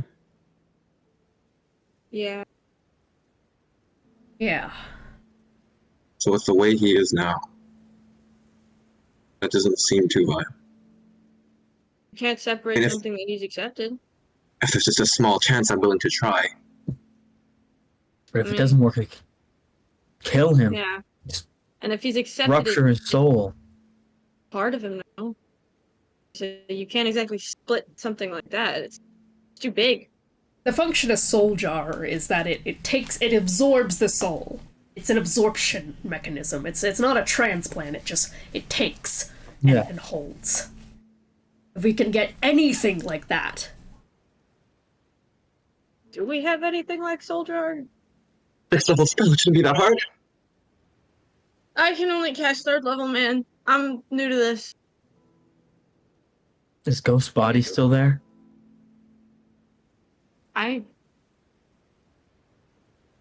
What? Who? No, that was We met that was Yeah, you were- the painting. Arcblade thing. Getting that head had nothing. Like nothing. I couldn't even feel it. Yeah, with the head camera was set. gone. Yeah, so what's gonna happen if we put lens in that? Huh? What's It's gonna just happen? gonna disappear. That's Go to the not. same place. That happened because Ghost tried channeling something. And he couldn't. But no, I'm Well, then bringing what it up happens if Ghost- because half-elves, from what we've learned, which are also astral elves, absorb the things around them. So Veldrin's an astral elf and so Wait. powerful because he absorbed bits of Corellin. Maybe there's a way, now that there's no soul in the body, maybe there's some way we can use it to create a magic jar-esque effect. Do we know any half elves? Yeah, Ghost's body, his corpse. That's what I'm saying. Can we Just even? out of character. Yeah, I It's know. Heulwyn.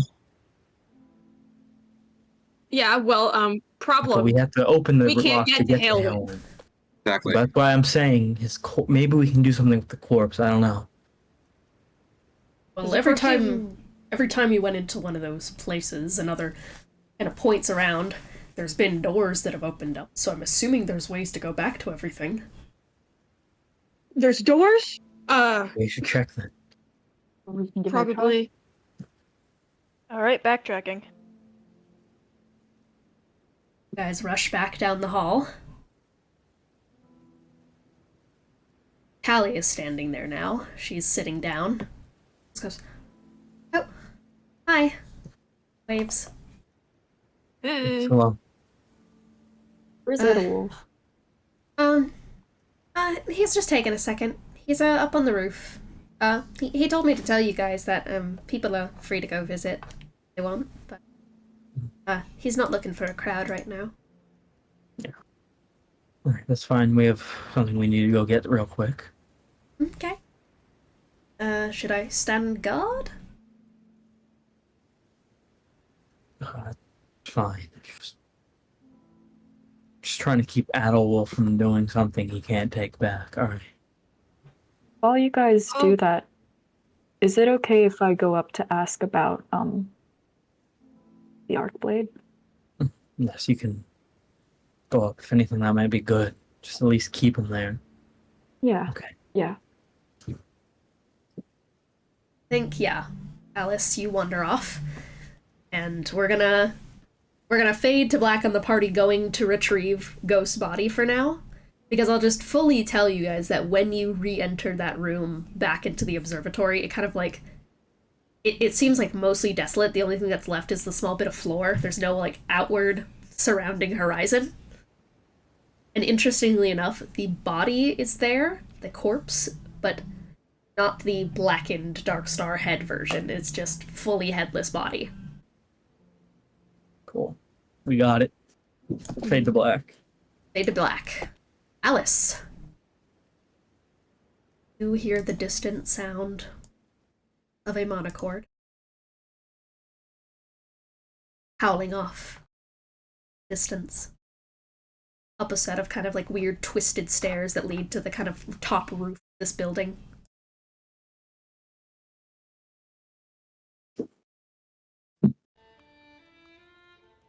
Assuming you follow. Yes. It doesn't abruptly stop when Adolwolf notices you, like it did before. Instead,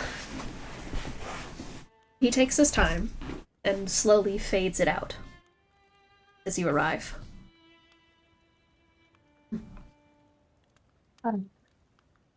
Hello? I must be honest. Part of me was expecting Gideon. But this is He's welcome. a little... Yeah, Oh, I'm surprised by that. Oh, of course. Come, sit. And she does it in her little kind of loaf-ish way. Adolwolf will mimic this and will kind of loaf around your loaf. Oh. I just wanted to ask about this, and she presents the sewing needles. An orthodox form for a arc blade. That's interesting. Yeah, I figured. I thought that Callista had that one, but well, we spoke and she didn't. So curious that it went to you. Yeah, that's... I wasn't quite sure about why or how or... But I'm so lost on this. Sometimes the blades, they find the person. You know? Who needs them most?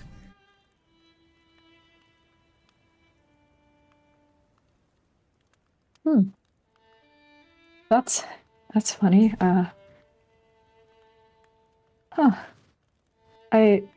I'm not sure what to make of that. How do I talk to it? Is it rude if I start trying to talk to it more? Is it too... Not at all. But from what I can tell from this one, kind of gently like looks at some of the sewing needles and then just like cups a hand out for them to like gently fall into his palm, and it does.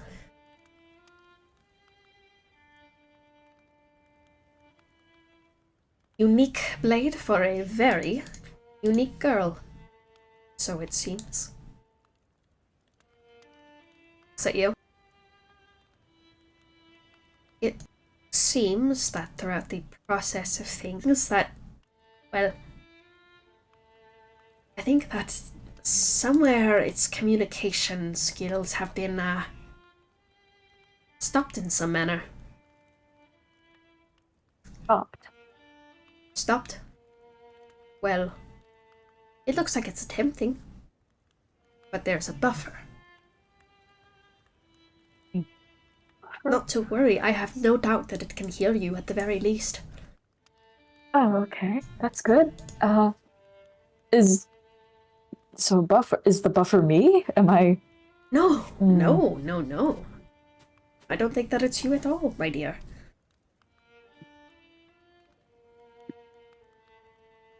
And what do I do? Well, it can hear you. It can move. It can do most all but speak. So, find a way to communicate. Okay. Yeah,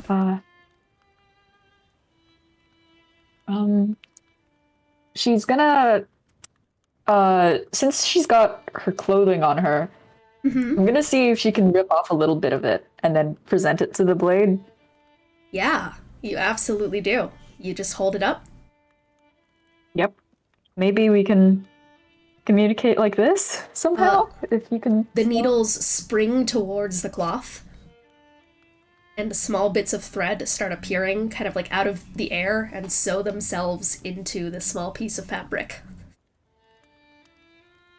And it writes, Alice! Exclamation point, and then it makes a small smile. Oh, yeah, that's me. Hi. I'm so sorry. What's your name? What do I call you? It kind of takes the stitches and seam rips them all, and then goes and starts stitching again. It seems to pause. It's not sure what to write. And then it writes Soul Blade. Soul Blade. Okay, it's nice to meet you. I didn't think I was going to be getting an arc blade at any point. Not to be rude or say that I didn't want one or anything. I just mean that I wasn't expecting this at all. This Separturnum has felt so strange. In so many ways. It's a very removed sense of home. It's very familiar, but I didn't feel like I was really stepping back into an exact replica of home, of course. Sorry, I'm just rambling now because I wasn't sure if you could have heard me before, so now I wasn't. Nice to meet you. Nice to meet you. Ooh, we're getting some static from your mic, but that's all good. It is going to rear back a little bit. No, you're good. And then it goes and stitches you a small kind of, it's really quick, but it crochets you, not crochet. What is the terminology for like kind of artwork done with sewing? Embroiders. Thank you. I think it's Embroider for this regard. It embroiders you a small little sprout.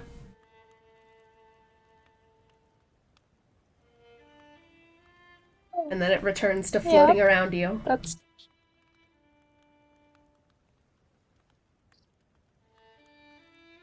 There's like she's trying, like her eye hands are sort of like curled in a little bit to just kind of save a little bit of face, but she's tearing up again. Just Adolf gets up and instead of loafing next to you is gonna croissant around you. Just gonna go, it's alright. Just breathe with me. In and out and slow. In and out and slow. oh. It's been so long since someone's actually called me Sprout. I didn't think I was going to actually hear that again or see that, I guess, in this case. A lot happened at the trial. It was strange. I think we spoke to a letter god. I don't even know what's happening. I think I spoke to the Veldrin I knew, my Veldrin, and he called me Sprout. I wonder. Kind of tilts head. The Alice that I know of, that I forged a blade for, her blade was quite special. In fact, all the other blades were modeled after it.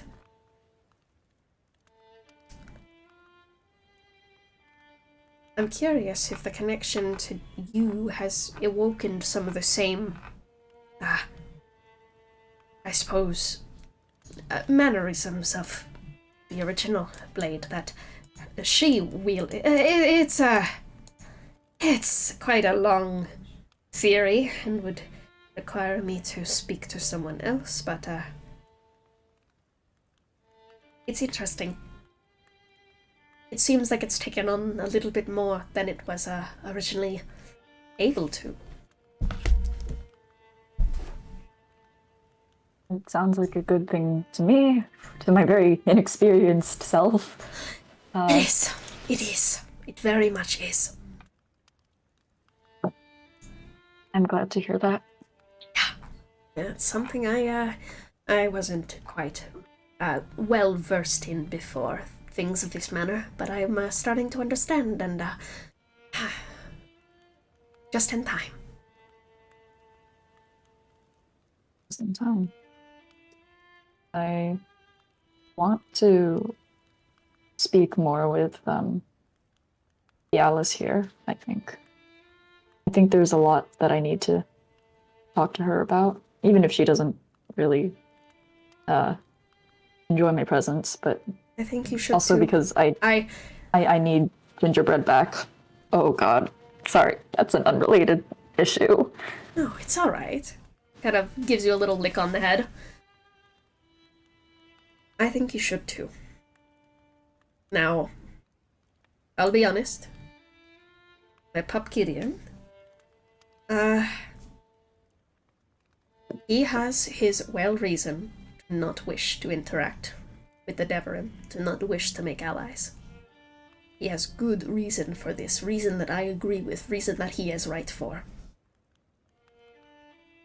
However,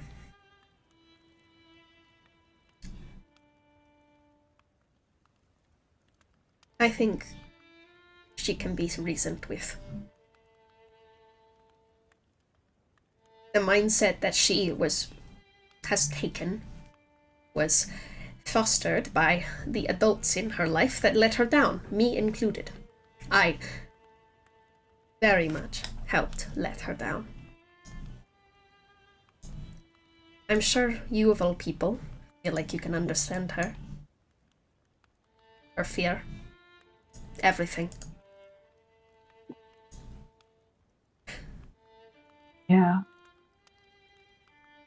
I mean, we are the same in a way. She left her behind. The truth is that this should have never been her burden to bear. Just like so much of this was never supposed to be yours. I don't know your story, but you're clearly here for a reason, and I know, just... It's so unfair when kids have to deal with the mistakes that were set upon them. It's unfair. Yeah. Hallie shouldn't have had to die for Gideon. Gideon shouldn't have been taken. None of this should have happened. No one should have to blame themselves, and none of the kids should have to blame themselves for not saving everyone, for not doing everything perfectly, because it...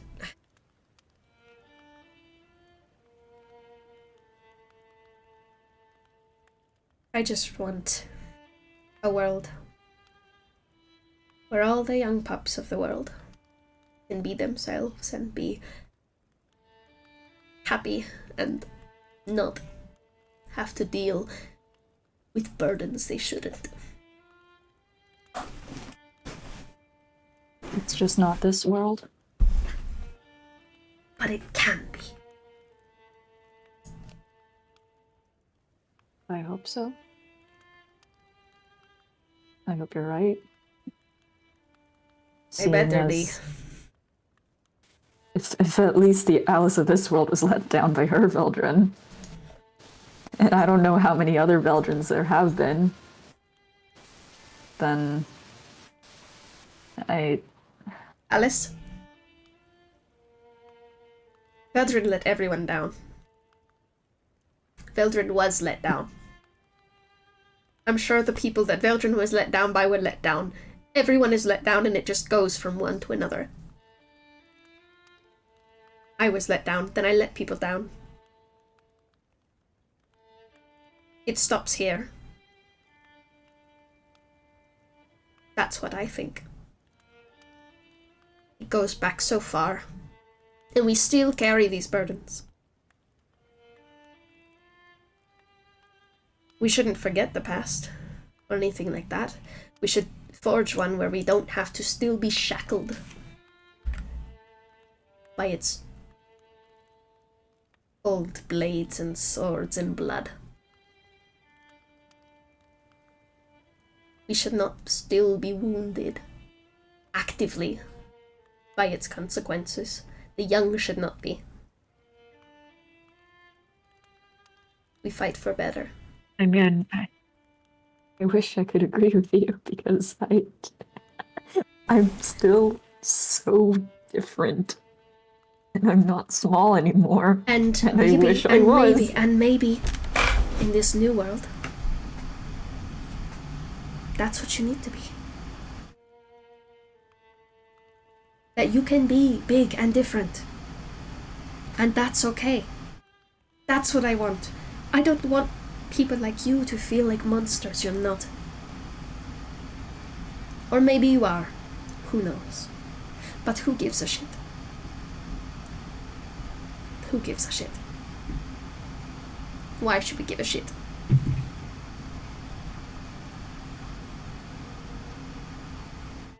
What matters is pain is happiness.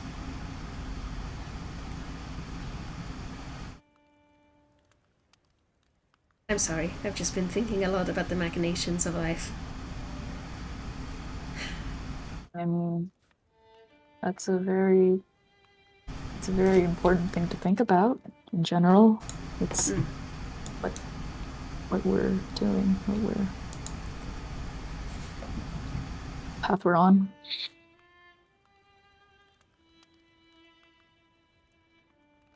She slowly just pushes herself off the ground with the blade. Thank you for telling me more and sharing your thoughts. Yeah. Go have fun with the rest of them. It was nice to speak to you. Yeah.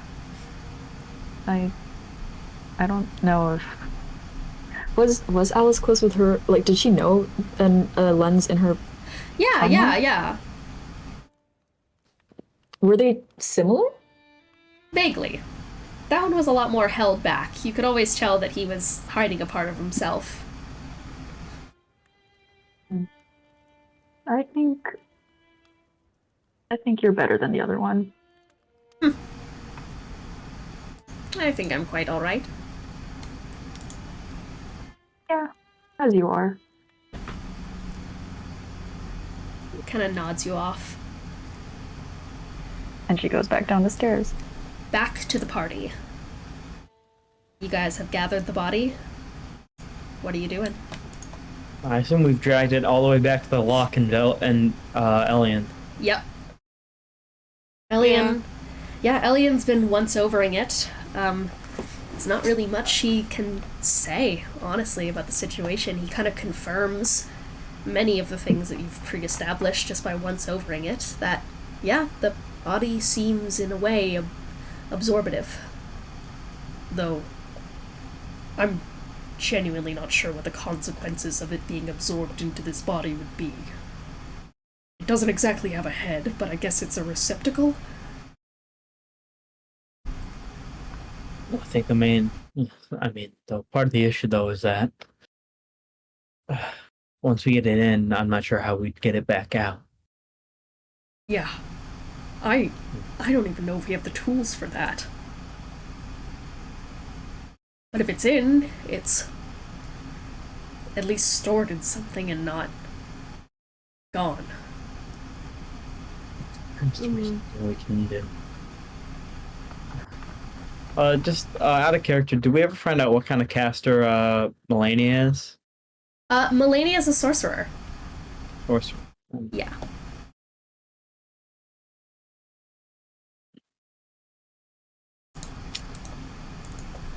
Can I just throw out ascending to her? Like, we don't have to run through. Literally, just asking like if she knows soul jar or any other soul things. No, I'm sorry. I don't know soul jar. All right.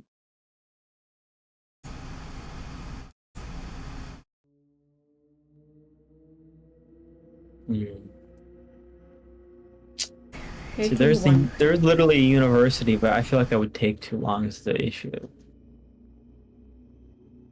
I think Elian's kind of just sitting there pondering and is just gonna go. Taking a soul and putting it in a body and then recycling it back into its original.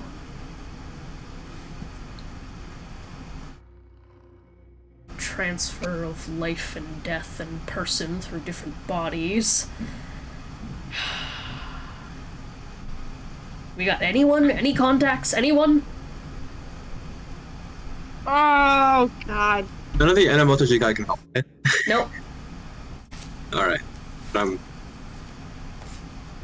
don't want to call him. Call who? He hates us. All right, Who? listen. I'm gonna explain if you give me a second. We met this guy in the deep ethereal, and His ass So- is gonna hang up on you. I know he's like a soul guy, but he Also, fucking hates getting us. to Neuraxis. That doesn't come up a lot, but He does So, still have yeah. Neuraxis. they're binding. He fucking hates us because me and Aros killed Malenko, and we're also not as rich as him. I don't know. I don't know if I can't. I don't know if you can send it to him because you don't know him. No, I don't know him. No, you don't. Fuck. I am sending two, but I I'm don't know. assuming I also don't know this guy. Yeah, his name is Nero Promare. No clue. Yep, there you go. Yeah, no, don't know. And I don't have sending.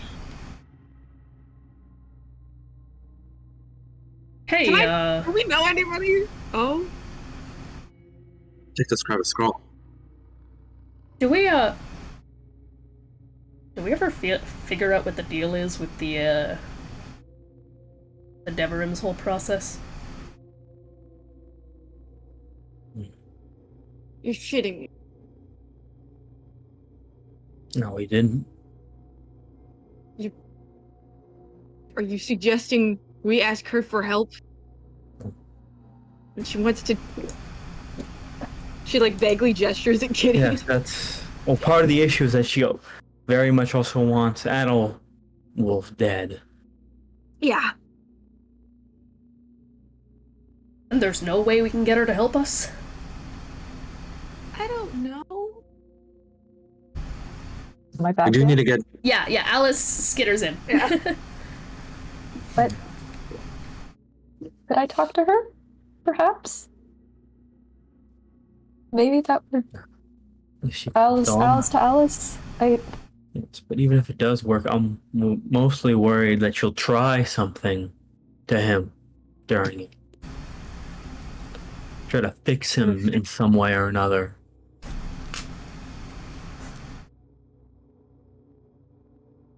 I mean, it's worth asking. Or communicating. I mean, I need to get Gingerbread back. If Gingerbread really is the phylactery, we need to. Even if we don't decide on something now, if we get his soul in a vessel that can hold it, we at least have his soul.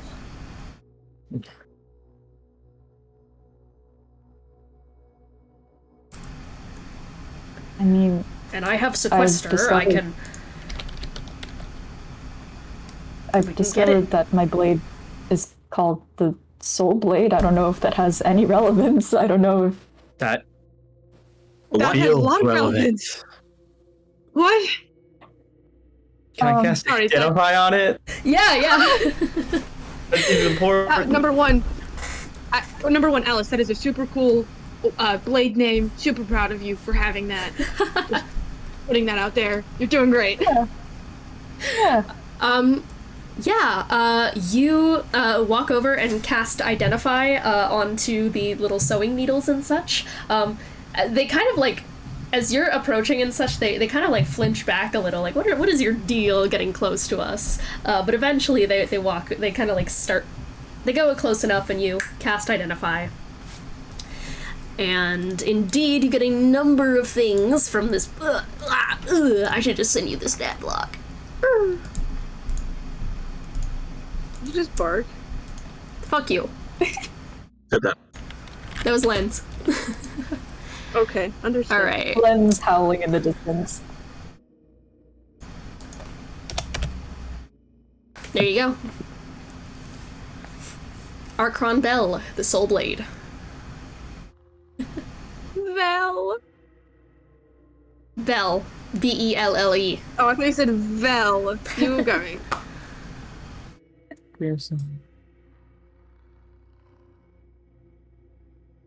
But you have Bell and I have Donna. Interesting how that works. That's crazy. Oh.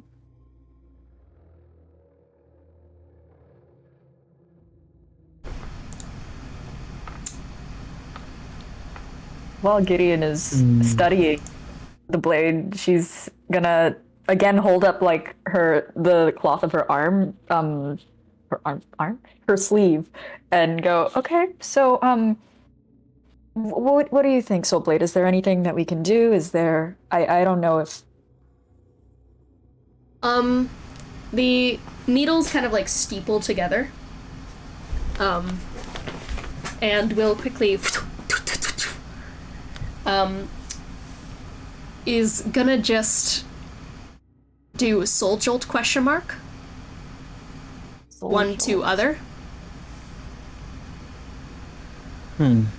Yeah, let's see. Spend set points and be soul disrupting force. True frost to the surface.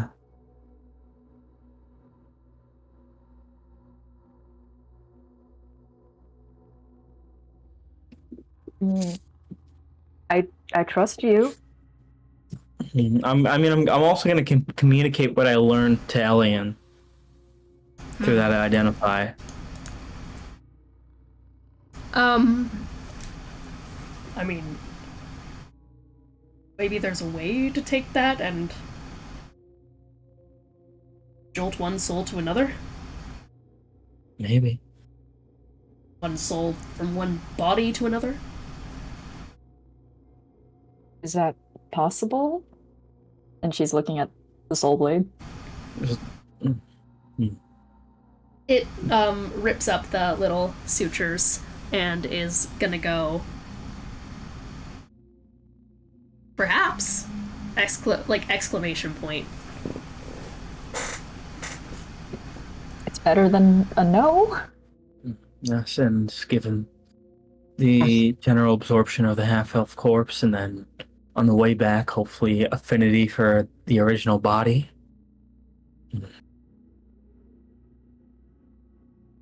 It's worth a shot. It writes out half-elf corpse ... What about the half-elf corpse?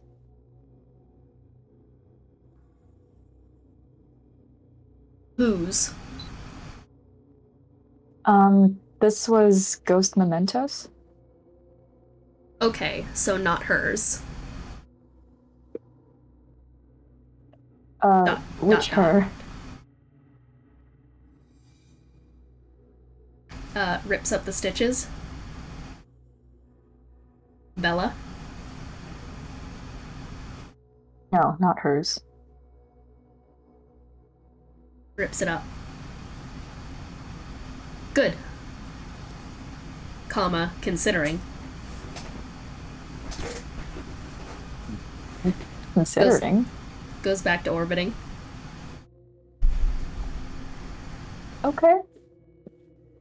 I don't want to pry too much if you'd rather not elaborate, so thank you for communicating. Yeah, two of the sutures go back to kind of spinning around Alice. One of them is actually gonna quickly dart off towards Gideon. And it's just gonna kind of hover in front of you, just a needle.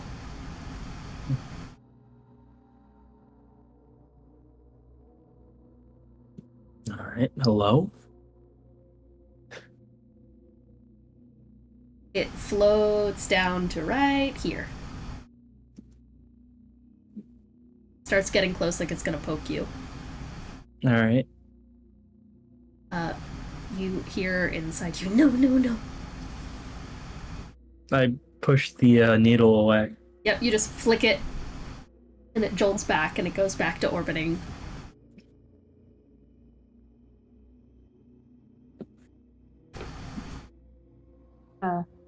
Sorry about that.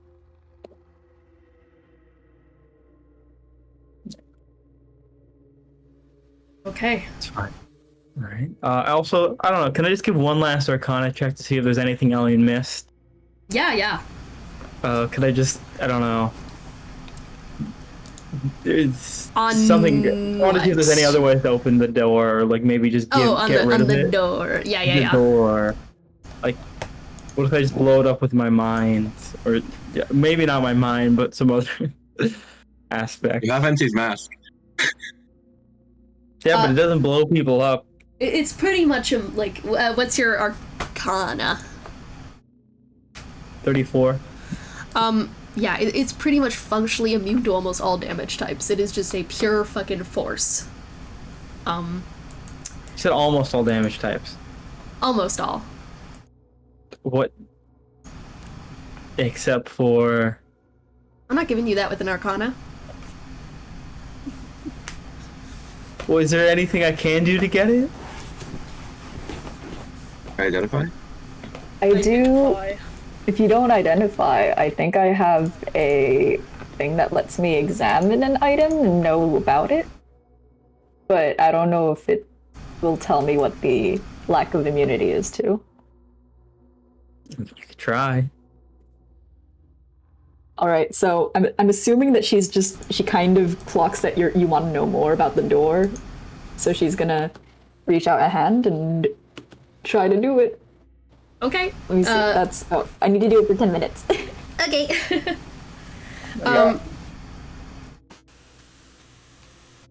The static, it calls. And I mean, if this is gonna take 10 minutes, I might as well ritual cast Identify. Yeah. Pretty much, yeah. Functionally indestructible, save for artifact magic damage, which all things are susceptible to in some regard. So that is like what you get from the Identify and Alice's check. You need an artifact tier weapon to just break through this shit straight up. I'll just fully drop. None of you guys have artifact tier weapons or items. None of them. That would be something like Sword of Death, Heart of Life, Sigil the Above. As for the rest, a mechanism that uses the soul of... Basically, it morphs to be, like... It's basically, like, signed to Adolf's signature. Uses him and his soul to hold the door open so long as the soul is inside there. I don't suppose we could trick it with, like, simulacrum or something, could we? No, it's like deep rooted into like the signature. Like it is all etched in his blood. It would trace stuff from simulacrum. Mm.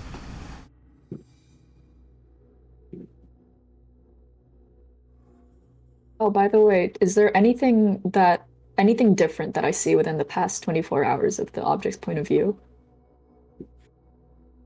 Yes.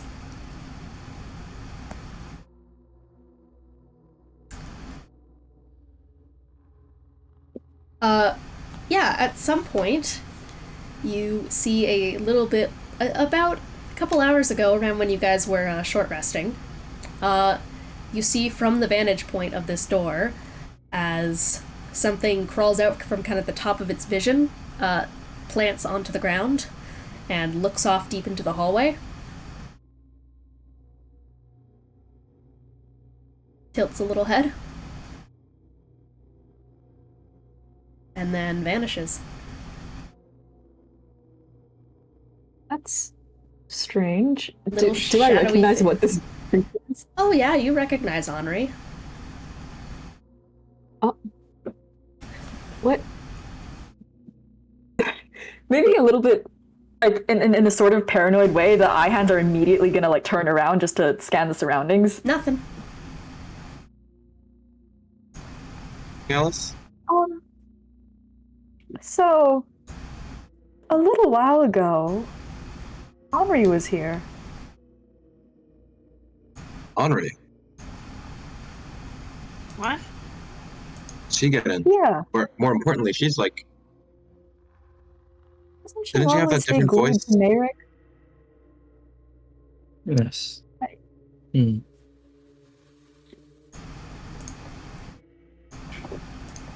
And wait, so did she come out from behind the door, or Nope. just from above it? Or... No, just dropped in. The I'm rooftop not- hole on the ways in. Not sure. Yeah, I think she might have just dropped in from there, and so she might be around here.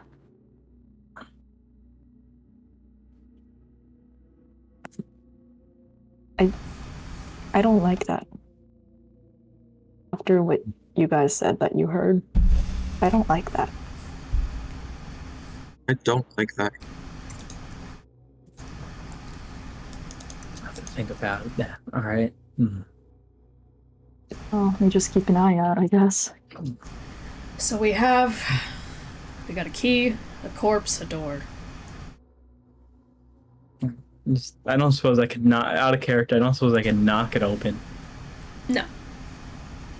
Yeah. All right. Adolf probably knows more. The thing is that will he even indulge us in our... Yes. Yes. Well, for now, let's hold on to the scalpel. He trusts you a lot, Gideon. Maybe I should go talk to him then. Maybe.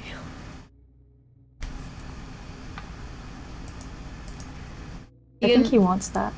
He's kind of like... Elian's kind of like not fully saying something, but is like bobbing back and forth a little. Do you have something to say, Alien? Yeah, well, I certainly don't want to throw a wrench into things, given what we realize his plan was, but when we were out here talking, I don't know how much you overheard. Not much. Yeah, he trusts you. A lot. All right. A lot. A lot. Okay. I'm gonna go talk to him then. Alright. Good luck. And between teleportation and walking, you make your way up towards where the monochord is still gently humming.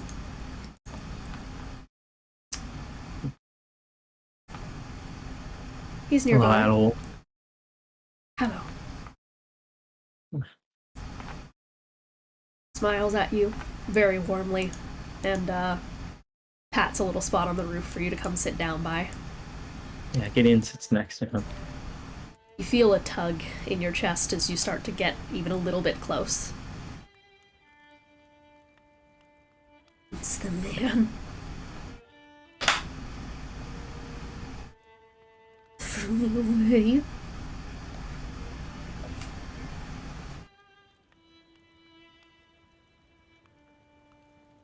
Yeah, Gideon, hears this and then sits down next to Lens. You kind of can't help, but there's like a horrible tension in your shoulders from Azure just hating this. And Yeah. Adolf does kind of look you over. Are you alright? Yes, I'm fine, though I thought it was important to talk to you. Okay, you just look a little bit tense. I'm fine, it's more the blade than me. I can make some room if she needs more space. That's not really the issue.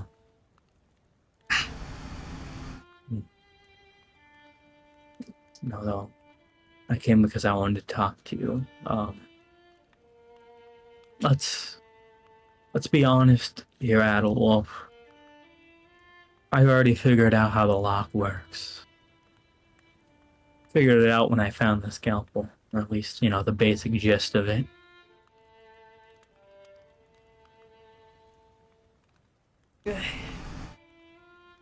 Foolish of me to think that you wouldn't immediately know.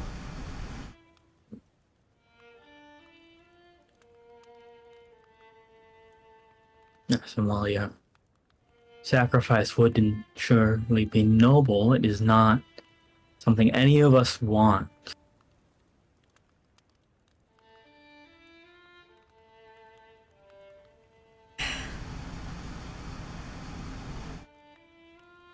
I made the lock long before I even knew this was a possibility.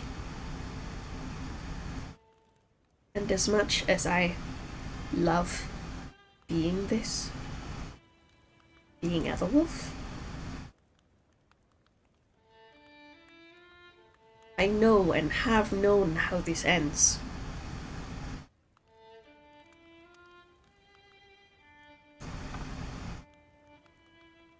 end of the day, it is and always has been my job to protect my pups. Yes, well, you can't very well protect us if you're dead. I know, but she can. And you can... And all I... And you can all protect each other. That's the world I want. Set it all up so you can all have each other's back.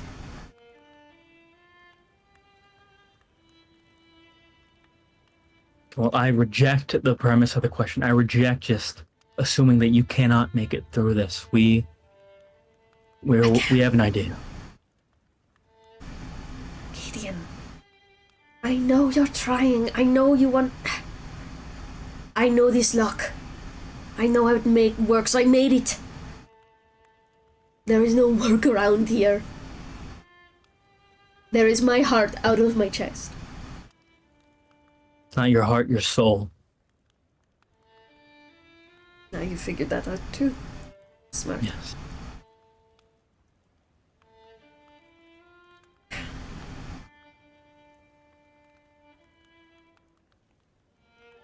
We've come up with something. When we were inside, we learned that half-elves' body is there. Absorptive. They can take things in.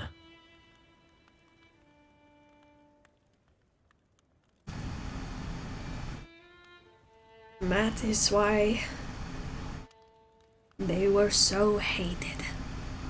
Yes.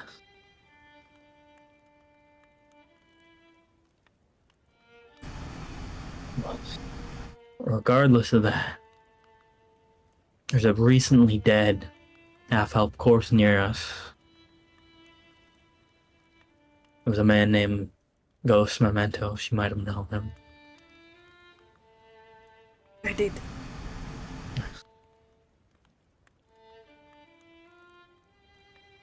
Along with that, there's Alice's new blade. It's the Soul Blade, and we've been looking into it, and we think it might be a possibility to using the blades in the corpse to put you into it and then take you back out of it. You think.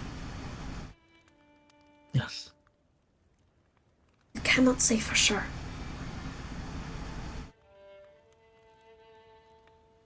Have you thought about this? The door closes when I'm not in it. You'd be stuck in there.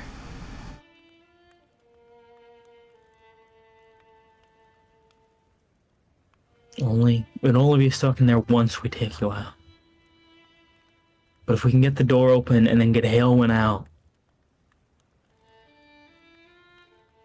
And you think I can survive that? Not just my soul, my body. Without a soul.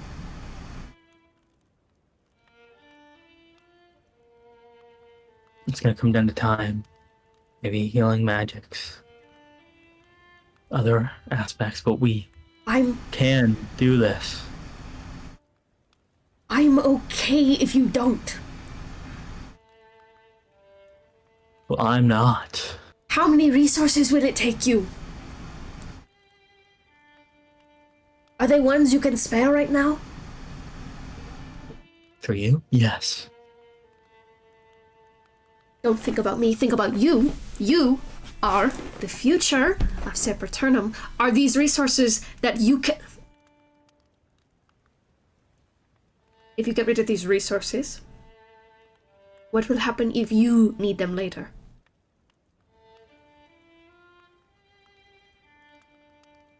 Well, I'm not too worried about that, because if this works, then you'll be right with us helping us. We'll deal with it as it comes, but right now is all that matters. I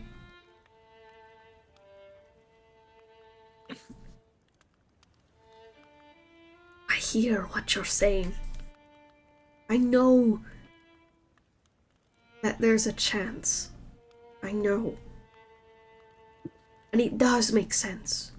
It could work. It could.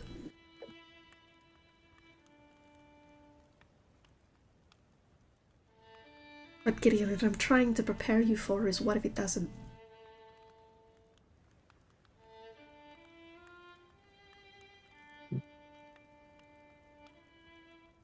What if it doesn't?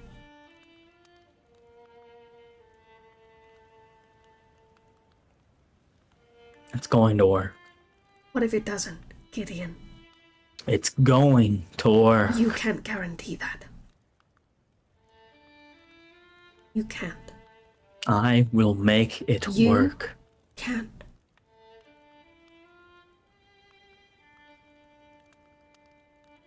Gideon. My body. Broken. And old. Different. My soul is broken and old and different. You know this better than everyone.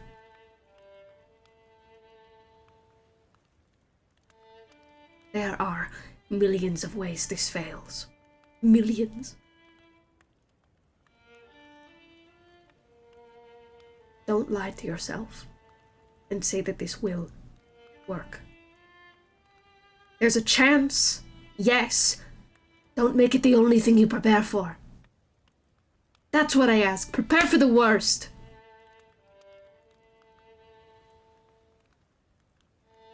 The worst is you not living through this. I know. I've been preparing for it too. It's all I've been preparing for. Lelee's getting the Moonblade. I've talked to Callie. Gideon. If I die, you're not gonna be alone.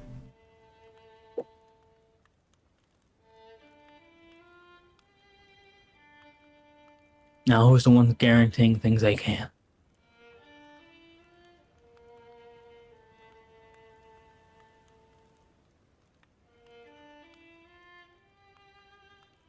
They can understand you. I know they can. I know they want to, they are just misled right now, and it's not fun, and it's not your job to fix their minds.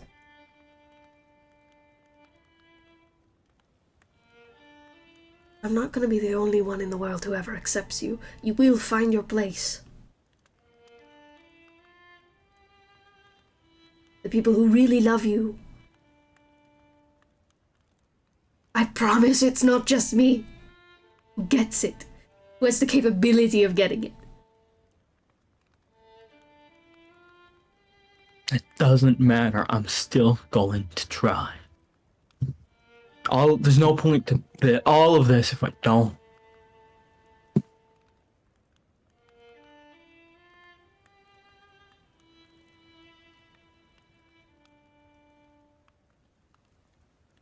I want you to try.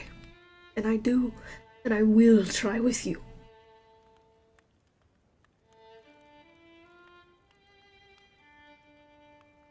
Anna reaches out and takes her hand. Gideon takes his. Look at me, okay? Yeah, Gideon looks at him. We're gonna be alright.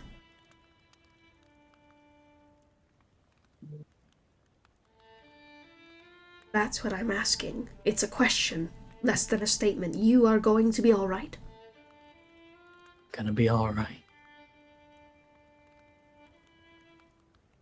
If I die. That's not gonna happen.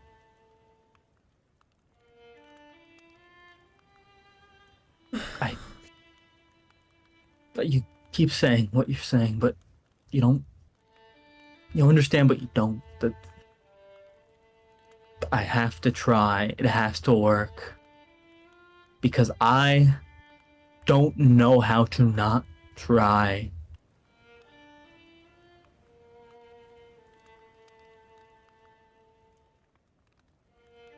Going to try.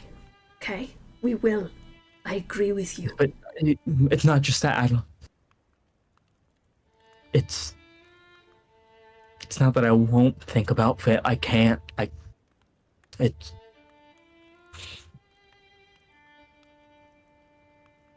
Looks at you. Gideon.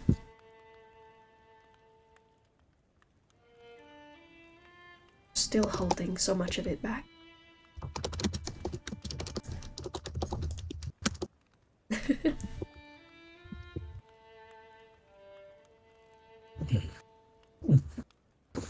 Alright. We're gonna do it, alright? We're gonna do it, and we're gonna make it work. He just kind of like... He brushes some of your hair out of your face and just looks at your eyes. Kind of sees the manic look in them.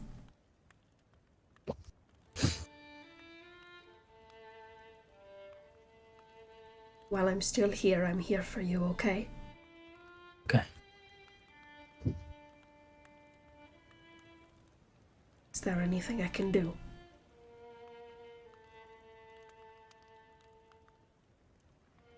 I guess all you really can do is do your best to hold out, hold in there. At least some aspect of this is going to come down to will. Desire to exist, to be. And all I can really ask is for you to hold on to that. Keep going. I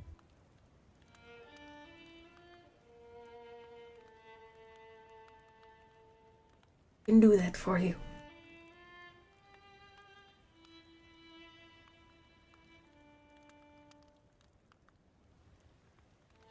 Come here. And it pulls you into a hug. Gideon, yeah, just hugs back tightly, burrowing into his fur. And a voice inside you very subtly. Fur is warm. I think inside I'm just gonna talk back to it and say, I know you were scared of him, but if it means anything, he carries great guilt over what he did to you. And he did it because he didn't understand himself. But he does now.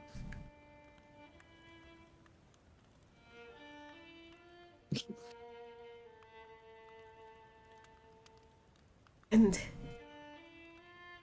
he makes you feel warm. He does. He lets you. Yeah.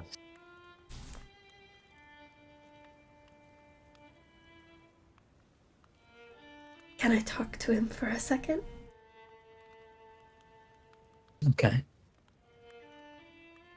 I'm just gonna look up to Adult. I'm not gonna look up. I'm just gonna, I'll hug him and say that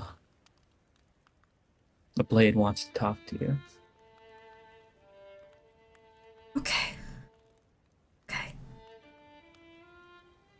Here, you sit down. All right? Okay. And let's all talk, shall we? And you bridge a little connection? Yeah. Hello?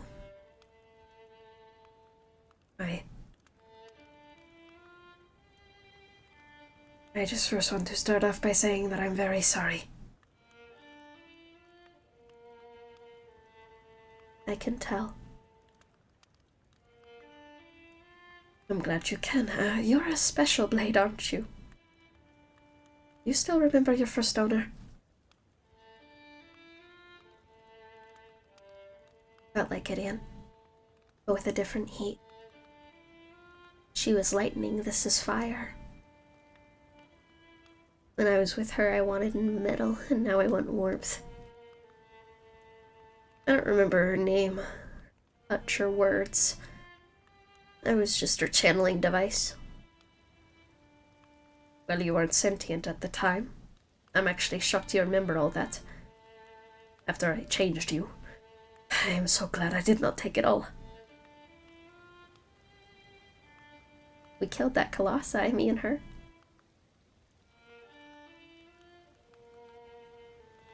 You did. And then they took that victory away from you like scared fools. Tore you apart just like we did with her. I did the same when you were given to me. I was ordered to find a way to replicate your abilities.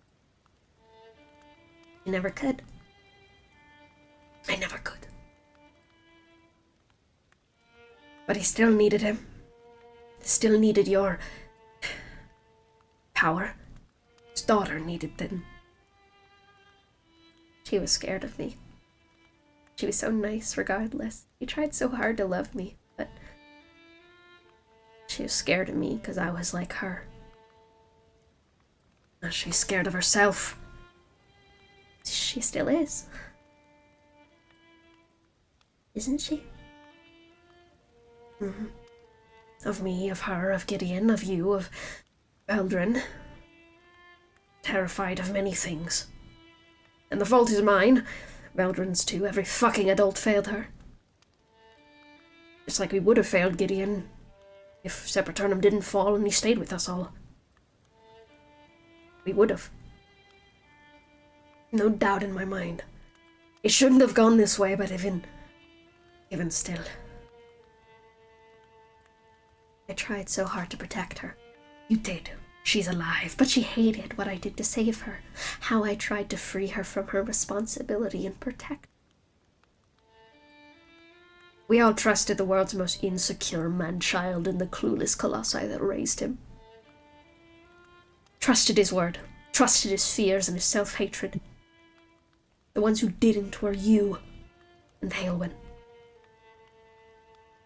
I should have known better. It was bad before. It is bad now. In new ways. At the same time, they both utter the same words. We continue to struggle unto eternity, so it seems. And then she picks up. Bound by fearful cowards, there's always been one solution.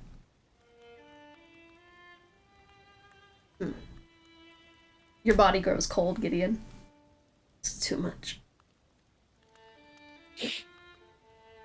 Warmth.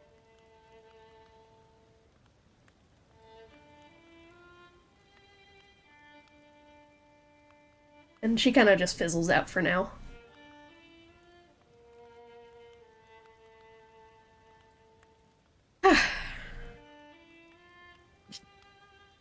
Looks down at Gideon. Alright. Can you hear any of this, by the way? Yeah, all of it. Okay. That's why I narrated all of it.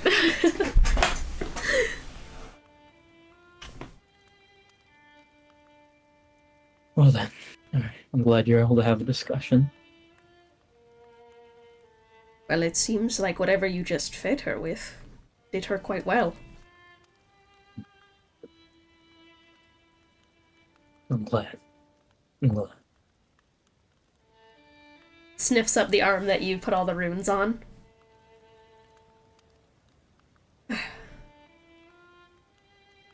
Unless I should probably wash these off at some point. They'll absorb. Hmm. I mean, she already has taken most of it. And you do indeed see that they've faded a lot, and they're kind of receding into you. And it seems like that was beneficial for her. Well, she talked that long. She remembered things.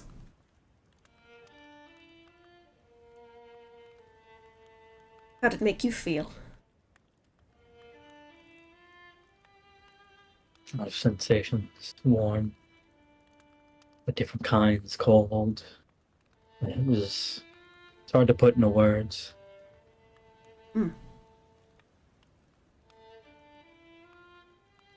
You were hurt. Did it hurt you? Ritual, yes. The blade, no. It came out alright, though. It's just that she seems still like something stunted in whatever process you did. Did you just let it go as it should have? Was there any hiccups? Yes, there was. I was making progress, but everyone was alright.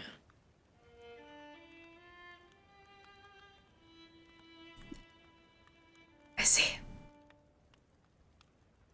I'm so sorry. That must have been stressful. If you need to let anything out now, go for it.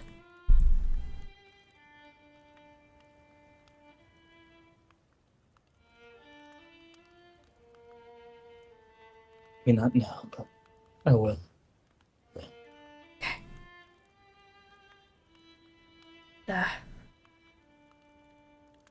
I'll try to be there for it. Be there with you, okay?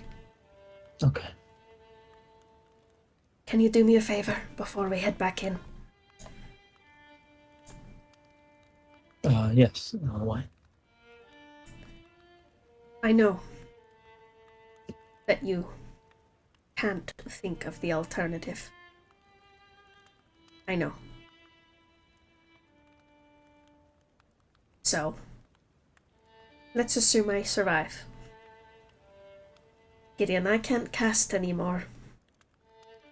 I'm too different to do such things.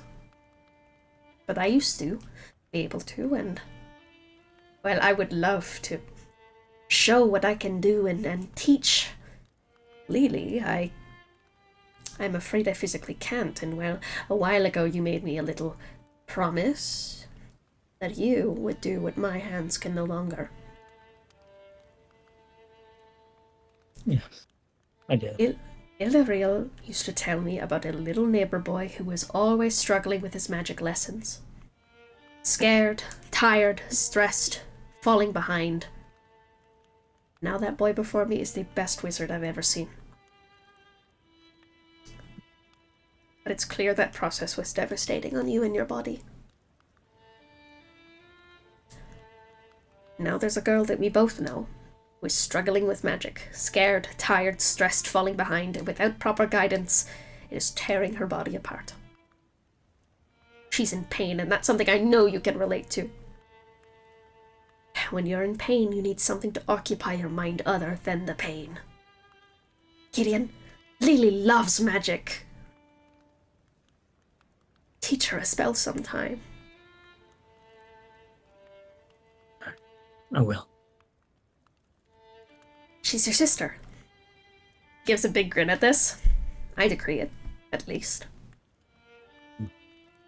So you look out for her, and she will look out for you. She's trying, she just has no baseline. We all start learning somewhere, and starving a curious mind of information is antithetical to the wizarding experience. Yes. I'll do that. I'll do that. And both of you need a bath. My Yes, smell yes. receptors have been keened by this new form, Gideon. You smell like some of the corpses down here. You have the luxury of having access to that equipment off-site of Sepulturnum. I'll figure it out. At one point, with the I think I'll figure it out. I'll hose you down myself if I must. Alright, let's go. All right, God. Also, just random thing. Can I just message Lelee real quick? Does she know remove curse? Sending. Yeah, you can send me Melania. You get an emphatic thumbs up in sending form. Oh shit! Before we go back, can I do something real quick? Yeah. We don't have to play it out, but I just wanted to. I just want to summon Neuraxis. Have him bring the crown to Melania, have her use remove curse on it, and then have him bring it back to me. Yeah, absolutely. I'm not even going to describe it. You guys all know. The pole comes up from hell, and Neuraxis does his thing, and then heads off. Yep. So, yeah, she'll work on that. We'll get it back to you. Swag? Cool. Swag. Cool. So, you all head back inside, where Adolwolf takes charge, and walks into the room. Well, hello. I certainly hope all of you aren't attempting another intervention. No.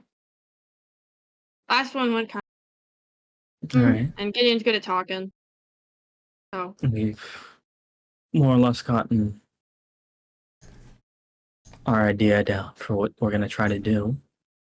I don't know. I guess can I just roll one last thing to think? Is there anything I can do to improve this? Because I think the basic concept is solid. Is there anything I can give it a little bit more room to bring it over the finish line? Yeah. All right, that is a how do I do math? 18, 19, 20. 25. You hate to think it, but really the, only thing and or person you think that could fully make this airtight is the Devrim. Yeah, that's what I thought. All right. Yeah. Before we try this, should Alice go talk to the Devrim? I mean, that's up to her. If that's Last something time you we still want to spoke. do. It's something I want to do, but if I don't know if that. I'm sorry. There seems to be. Have you all had some kind of altercation with her? She wasn't here for that. Yeah. Alice, she was mad about the fact that we didn't kill Adolwolf. Yeah, she thought Oh. we considered him sick, and she didn't like the way in which we helped him. So she tried to get rid of him. Yeah, she sent one of her nurses to deal with him and us. I think she. Which is why my main concern was that even though she can help, I don't know if she would, or if she did, what she might do during the process. But at this point, we need to exhaust every option. Yeah, it might be maybe. I mean, I need to talk to her in general. I could also bring this up at the same time, and if she refuses to help, that's what it is. But either way, I do need to get Gingerbread back to deal with that phylactery. That is important, though. To do, see if you can try to convince her to help here. Yeah, I'll do my best. Do you want me to come along with you, Alice? I don't want you to be alone. I think perhaps that might not be the best idea. I think if she's still hostile to the rest of you. Yes, in this scenario, delicate conversation is required, and that is not one of your biggest skills, Lelee. You can say it straight, Gideon. I'm not good at that. I'm not gonna take offense to it. And you can teleport right out, right, Alice? Teleportation circle's still in there. Out. Yes, and I can reset it if it goes down. Fine, if I notice the point go offline, I can set it back up. Okay. You'll do great. That's good. Like giving yourself. Thanks. I'll do my best. All right. Thank you guys for Adolwolf just looks around, kind of smiles, for wanting this old dog around so bad. Yes. I still have to ask you a lot of stuff about the family, man. I think you're getting out of that. And you. And swords. We'll see. It's a laundry.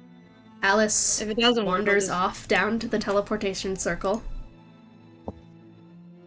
And we are gonna go on our quick break. We'll be right back.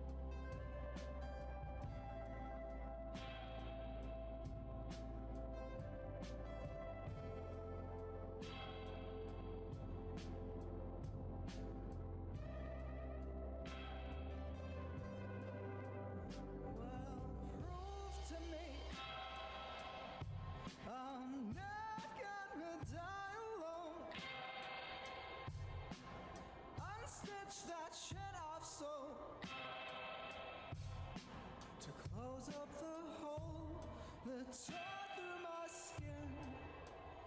Well, my trust in you is a dog with a broken leg, tendons too torn to beg. You let me back in. Yeah. You said I can't prove to you you're not gonna die alone, but trust me to take you home, to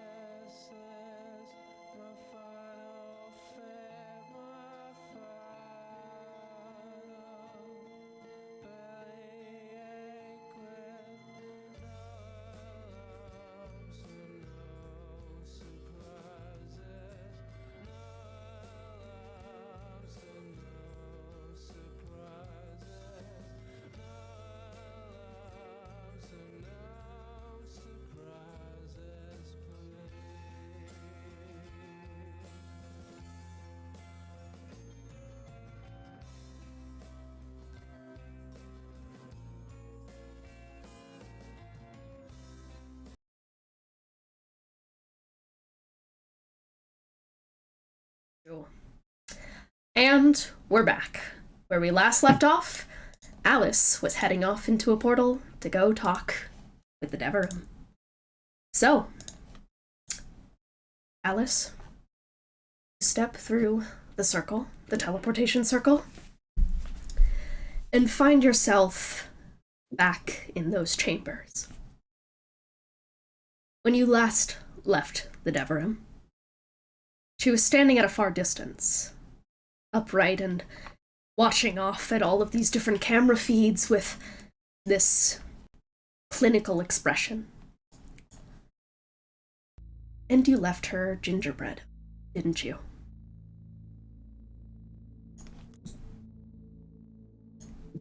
She didn't go to grab it when you last saw her, but gingerbread is certainly not where it was when you left it. You expect to look up to see her massive form, but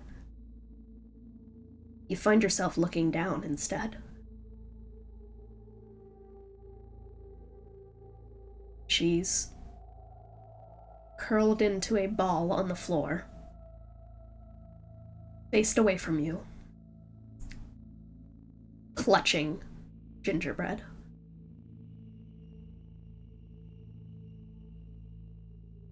She hasn't even noticed you enter.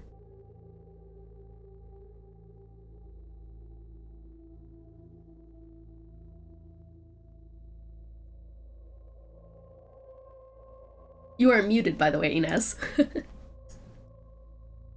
Inez's keyboard is going through issues right now. Hi, I found Hi. it. There we go. Alright, Hi. you walk into the room. She's going to... She's probably quiet for a little bit, but eventually... Severin?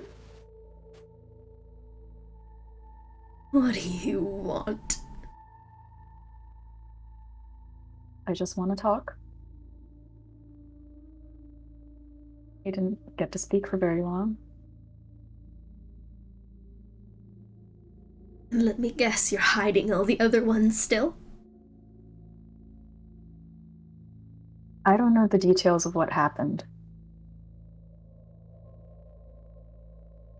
They let the wolf free in my home.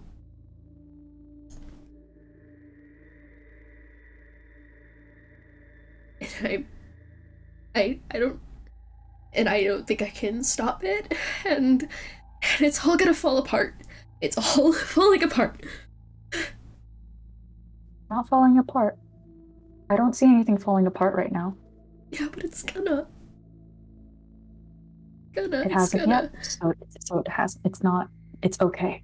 It's okay. Everything is okay right now. No, You don't have to worry. not. right now. No. The wolf opens the door, which opens her up, and then there's the roots in there, and they're gonna come for me. They're gonna come for me. Let us help you. I can help you. How? We can stop the roots together. You can help me by killing that dog. Well, if everything works out as you want it to, the dog will die. But In what? trying- The door's gonna be open, Yes. and it's gonna kill me, Actively kills him. and it's gonna kill everyone else who is me. You didn't listen. They didn't listen.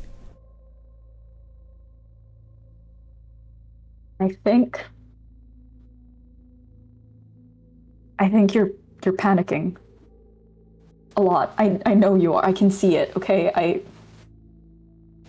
I know this because you've always been left to manage everything by yourself, because that's how it always is. We've always been left time and time again to do everything ourselves because they think we're special and they think that we're strong, and we are, and we can be, but we used to be so small. Do you remember that?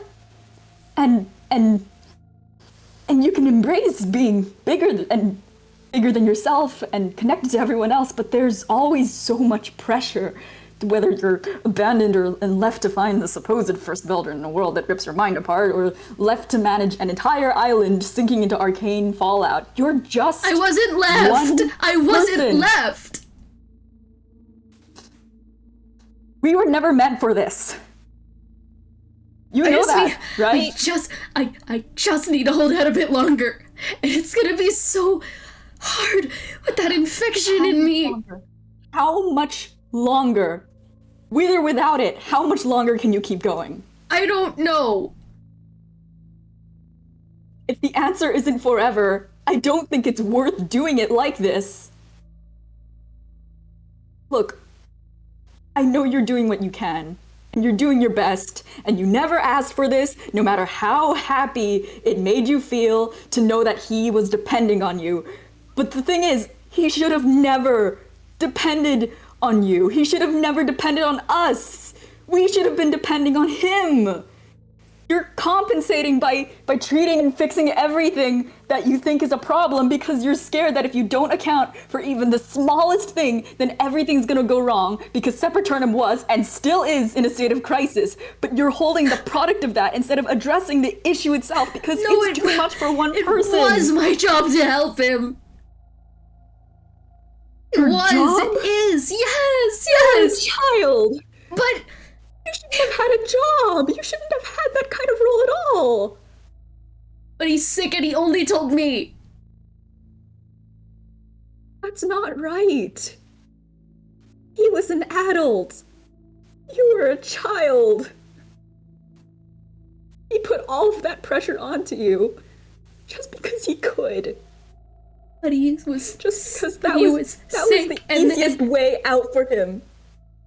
No, we're supposed to take care of them. We're supposed to take care of them, and we can't even take care of ourselves. It was the same for him. He did his best, but he's not.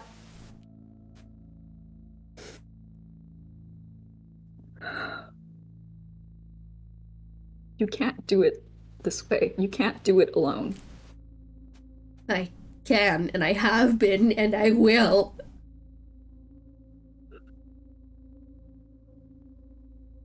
Look, I'm here to help, okay? How? The only way you can help is if you keep that in. If you keep it in, don't open that door. I know it's still getting out, but I can hold it off like this long enough for him to come back for me. For us. He's not going to come back. Yes, he is. He'll never come back for us. Yes, he will. I know it hurts to hear, but he's never going to come back for us. We're gonna hope it over and over and over again. We're gonna think he's coming back. Maybe in the middle of the night, maybe we'll think that we can hear his voice. Maybe we do hear his voice, and we think maybe there's a chance that we can see him again. Maybe there's a chance we can actually touch him again. Then why not? But he's not going to be there. Why not? He's just not. Because he's a monster. Because he's a monster. Because sometimes, no matter how good you think someone is, they'll still hurt you. No matter how good you did have it, no matter how much better it was from what we could have had, no matter what we were running away from, it wasn't perfect. And he hurt us. But he loves us. He didn't deserve it. But he loves us.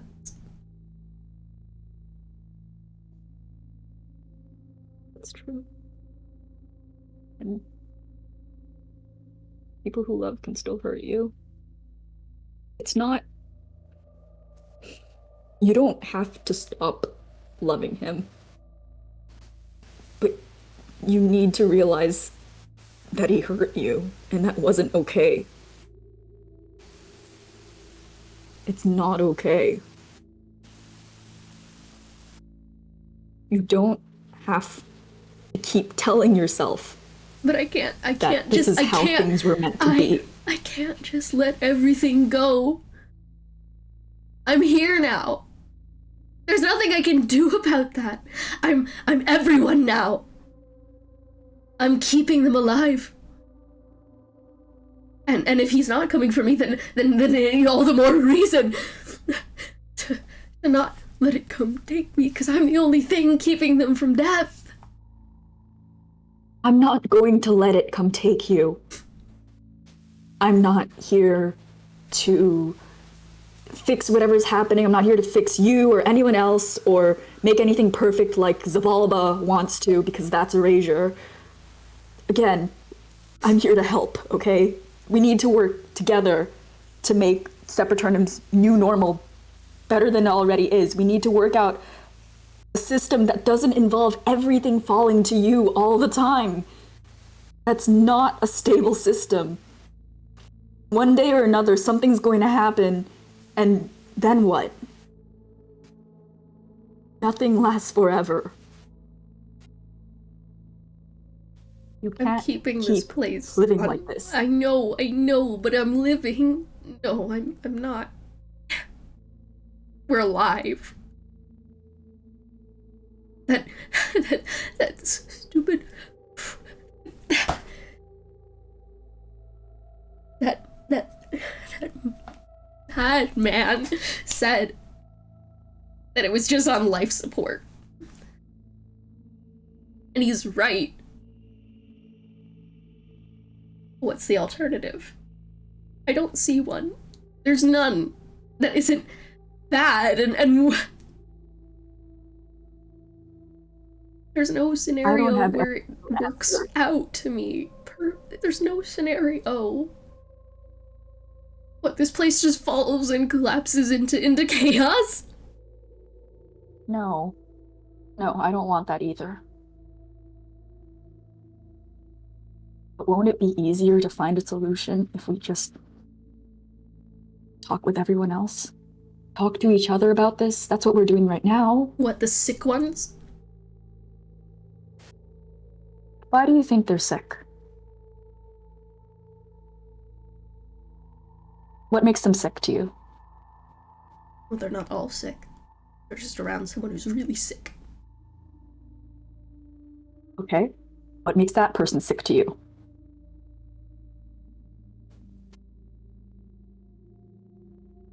Because I've been sick. So I know. And you're not sick now? I'm medicated for it. And what's the sickness? I don't even think I can put a word to it.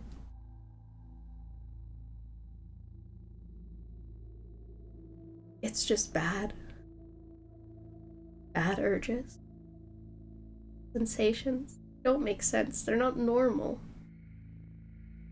Children said they weren't normal.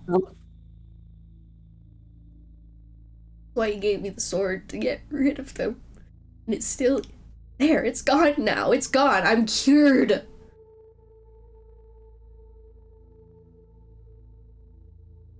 There's a look in her eyes when she says cured. She starts tearing up when she says it. Just like she hates it.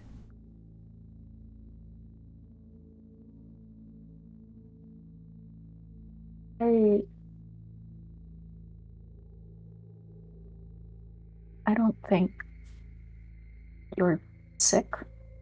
I don't think you were ever sick or needed to be cured, just based off that description.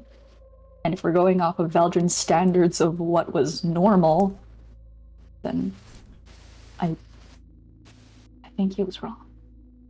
I think he was wrong about you. I think he's wrong about whatever this sickness is. Well, the wolf is sick, right? I don't think you The wolf is sick. You all asked. Happy. Yeah, but you did it He's in a happy. way.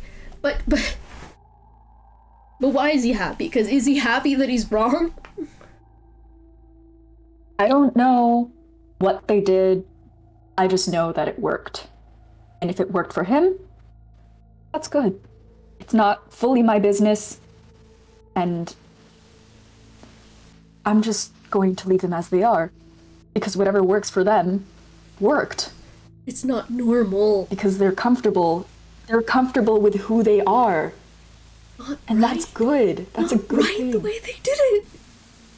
Could have been a person again, just a normal person. Why choose the alternative? It doesn't make What about me? sense. Yeah, I bet What you'd about love you? to. I bet you'd love to go back to being a little girl, right? What about you? Do you want to be a little girl? Can you do that to yourself? I feel like I never even was a little girl. Yeah.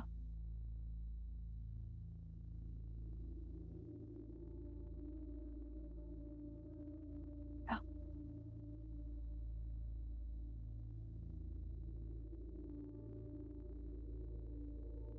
Yeah. What do you want? What do you want from all of this? You must have come here for a reason. We're both Alice's. I wanted to talk.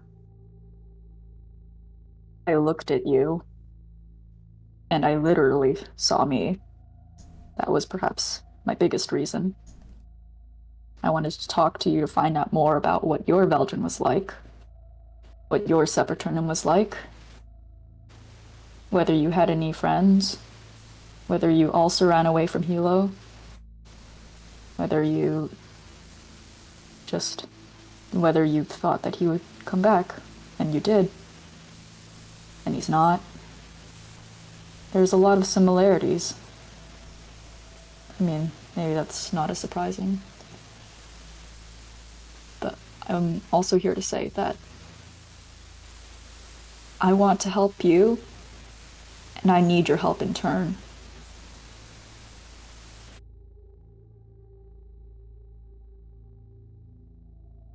Do you think that I'm sick? Maybe not in the way that, no. Not that sick. Not the sick that you're thinking of. I'm not sick at all. I'm just, you're not sick. You need...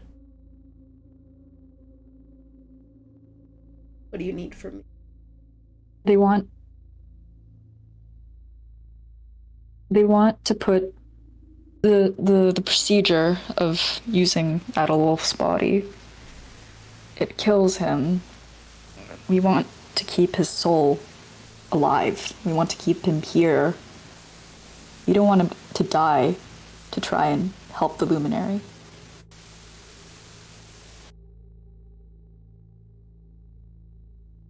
And, I don't know how you do it, but and you promise that he's not sick either.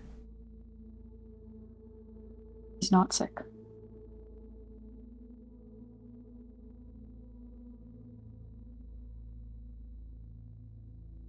Look, we're different, but we're not sick.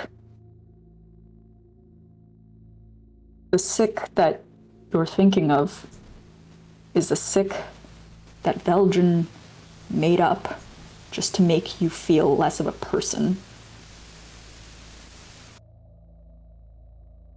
It's the same way that people look at me. Sorry, yes? I'll send a nurse with you. I appreciate that.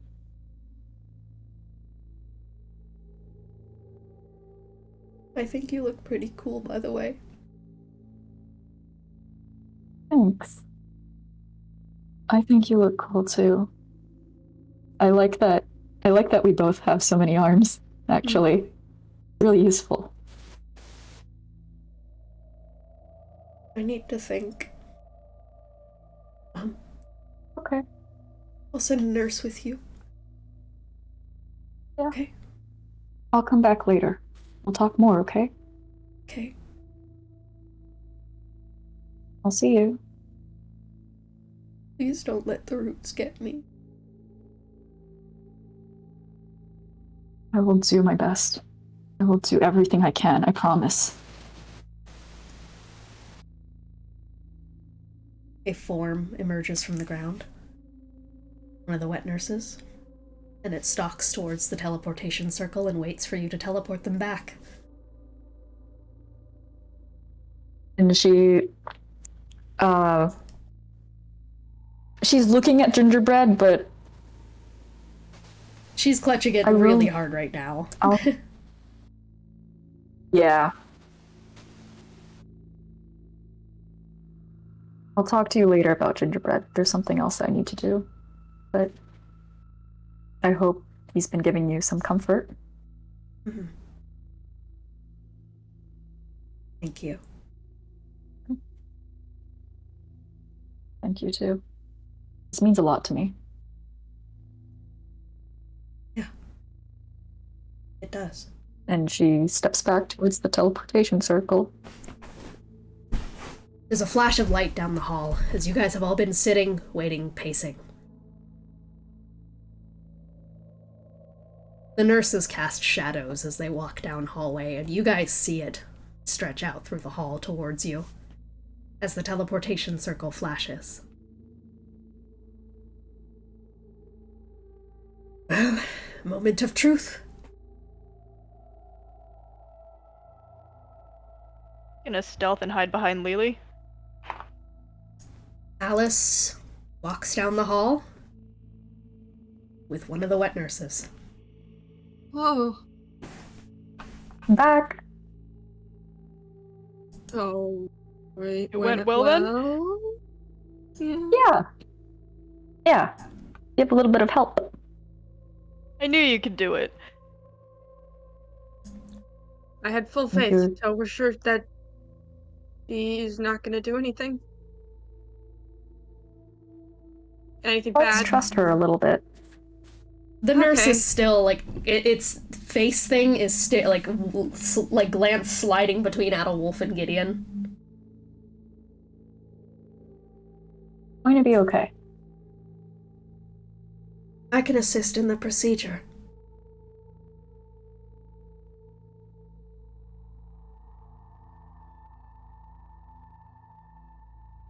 Just let me know when we're beginning. Okay. Yeah, I don't know. I think you're muted, Tony. Somehow. Yeah, Tony. Well, I've looked over everything. What do you think, Elian? I mean, I think we go for it. Have backup now. Someone who can help bridge any gaps we don't have. Put the heart in the door, put the soul in the corpse, then move the soul back to the body, put the heart back in it. Bam, right? Yes, though, I suppose that also leaves the question of when we open the door, how do we deal with Heulwyn?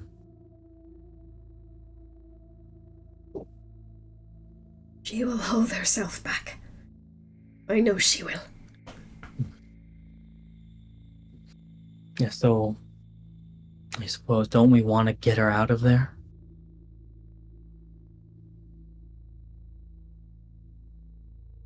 Roots.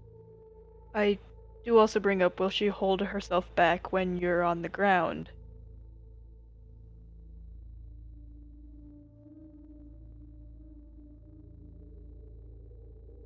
I think the window of time we will have is quite short. Hmm. Consider this, the Luminary city that we are in. We have not seen any other life down here, have we? No, we haven't. So this entire place can get taken over safely. We have at least time for that before it starts going to the populated areas. That's true. Should we try to separate her from the roots? If we can, yes. Okay. How do we go about doing that?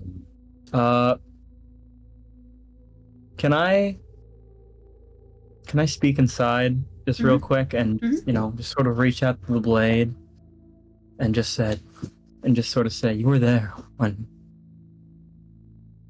ghost roots retracted. Do you think you could help here? Help get rid of them? I'll need kindling. Okay. Kindling. Alright, is Neuraxis back yet? Yeah. Yeah. Alright, so let's assume that happened and just go. Okay, I can help then.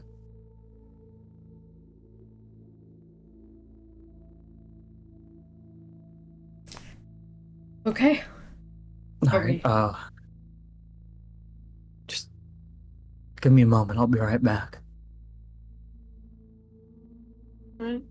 And we don't have to run it, but I think Yeah. Gideon will be gone for probably like a few minutes and then return. Yep.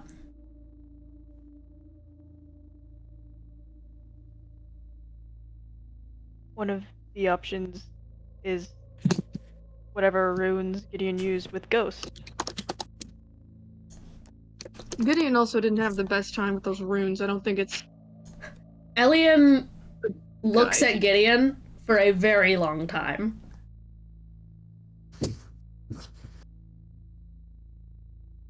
And is gonna just message Gideon.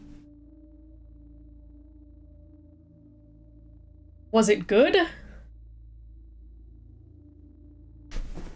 Gideon just sort of messages back, not particularly, though that wasn't really the point of it. And then Elian messages back. But it's good for you. Yes. He nods. Okay. You got an alternative, or?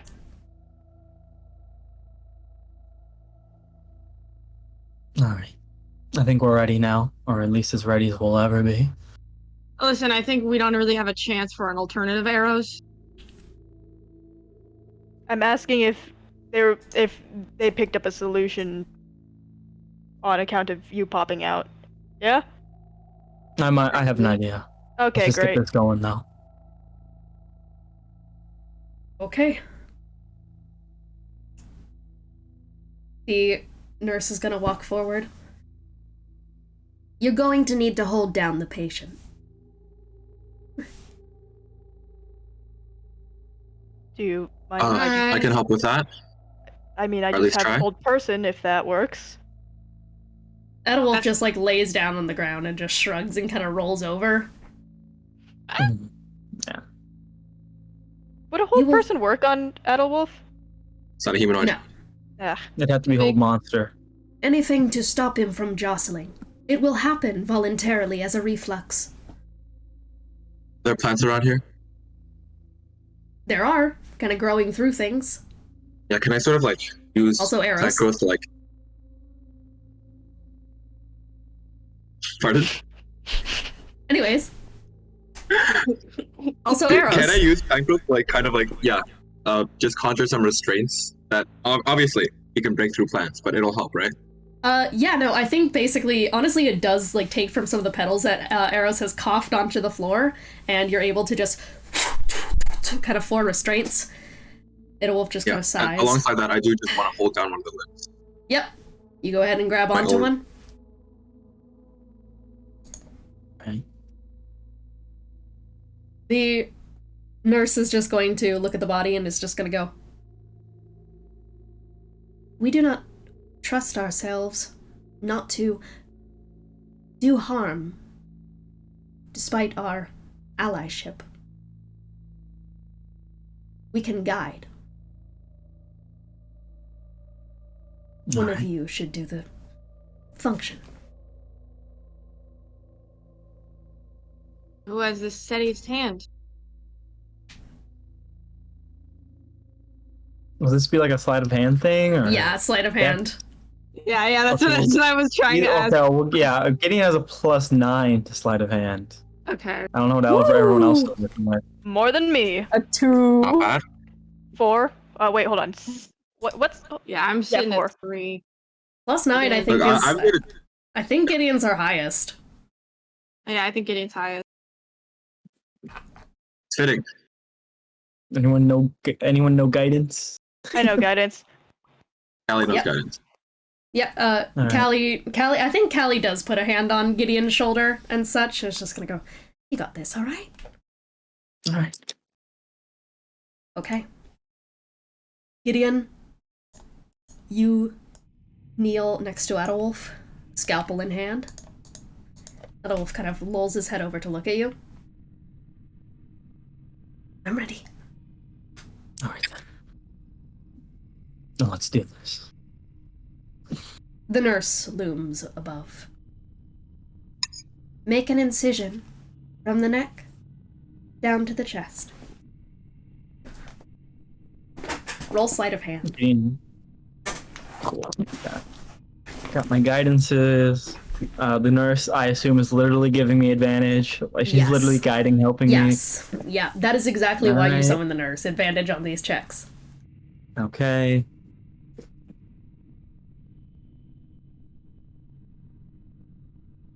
$25 total. You take the scalpel. Press it to the point she says. Start gliding it down. Lens kind of stiffens against the restraints and just... It's okay, I'm okay. Good. Pull apart the skin. Can I try to keep Len's Adolf relaxed and talking? You get the sense that he's not gonna be talking through this. Okay. He's just too busy biting and locking in. But you can try to help him, like, relax a little with whatever method you see fit. Try to ease the pain. Probably just telling stories from earlier on in the party about Lelee. He's trying to make a smile at them. Every so often, as Gideon's kind of pulling down the scalpel, it's just... Oh, so you fought all that? Cut open the breastbone and spread apart the ribcage. You will need help moving a ribcage this large. You'll need assistance.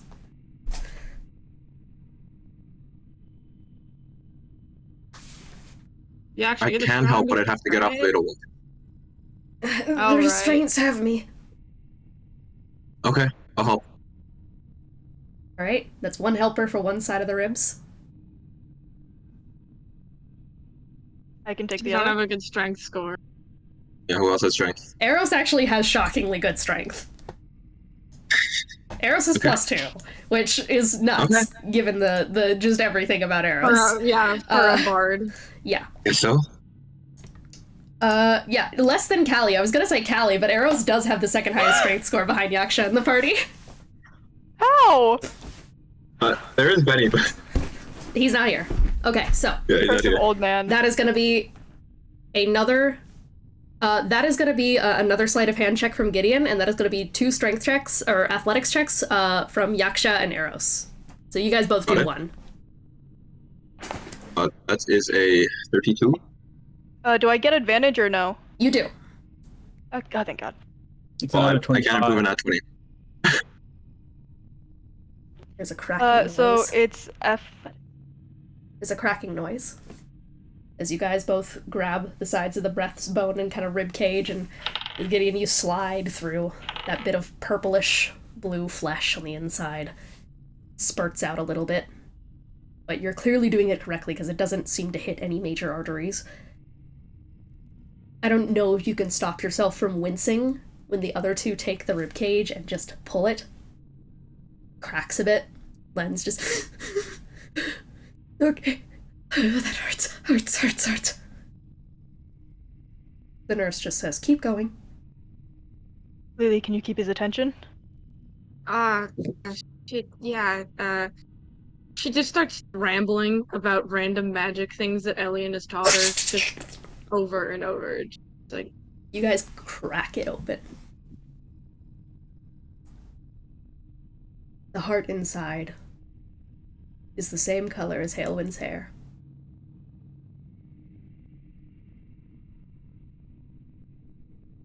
Cut it out.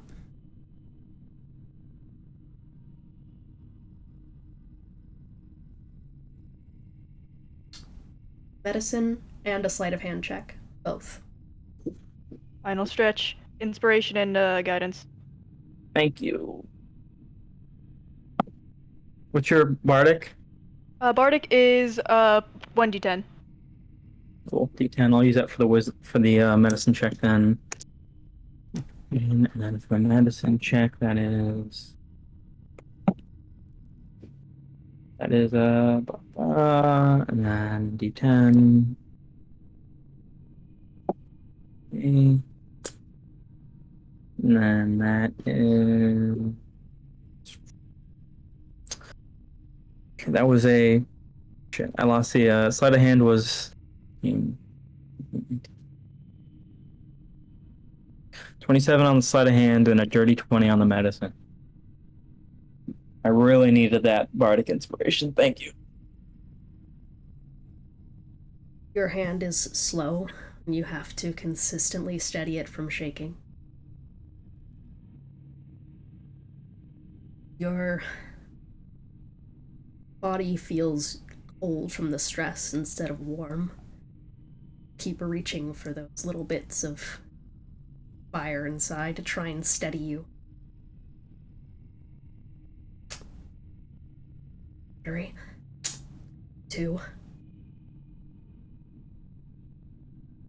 You hate the way that Edulf's body is thrashing at this, held down by the restraints. Eventually you sever the last one, and the body starts to calm. Gideon. Gideon. Okay. And Gideon just keeps going. He's just running through all the steps. I'm gonna be okay. I will try.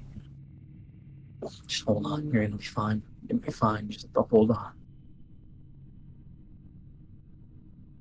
Take the heart to the door.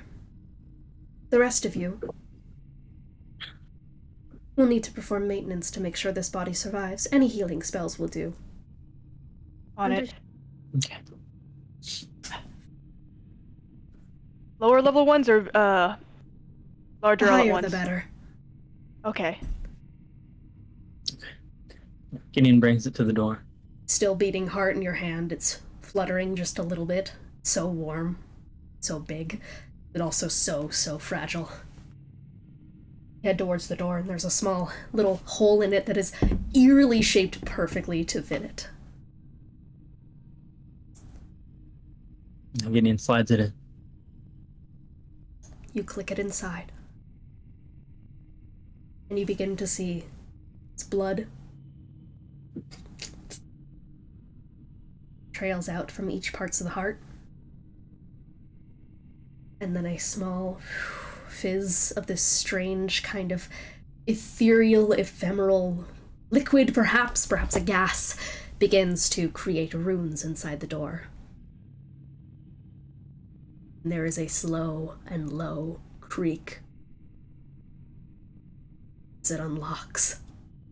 Gideon goes up to the door, and I guess on the inside, just sort of talks to the blade and says, "Are you ready?" No response. Yeah. The heart is still very gently fluttering in the door, though it's starting to sputter a bit. Yeah. The doors up slow. Oh, sorry. Door will start closing when the heart is removed.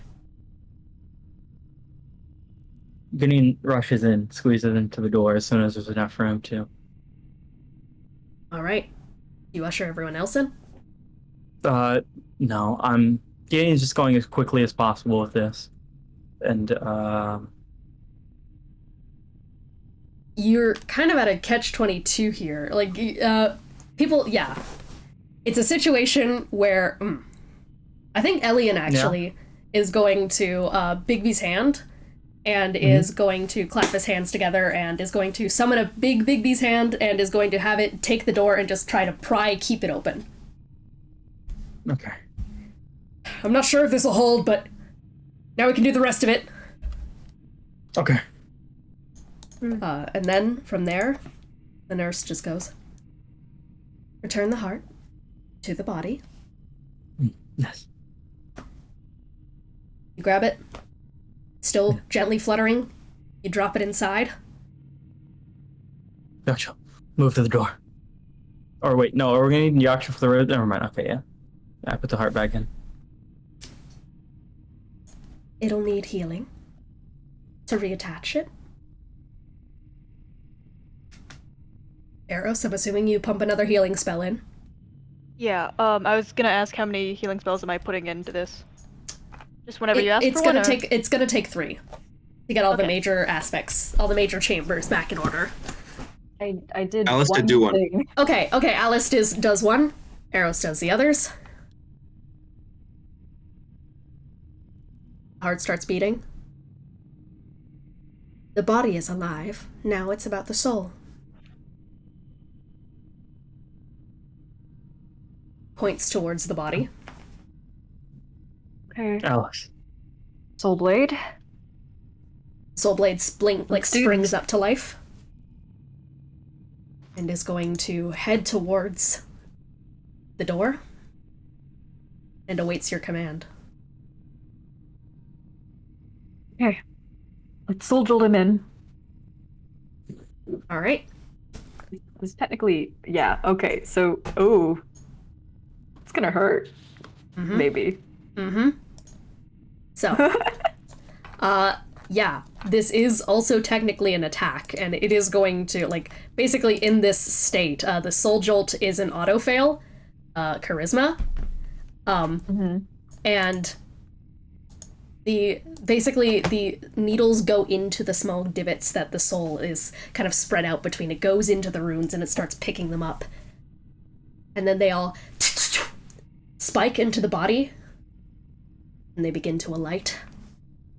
And there is a shock in the body, just spasms on the ground. You see parts of it chipping away.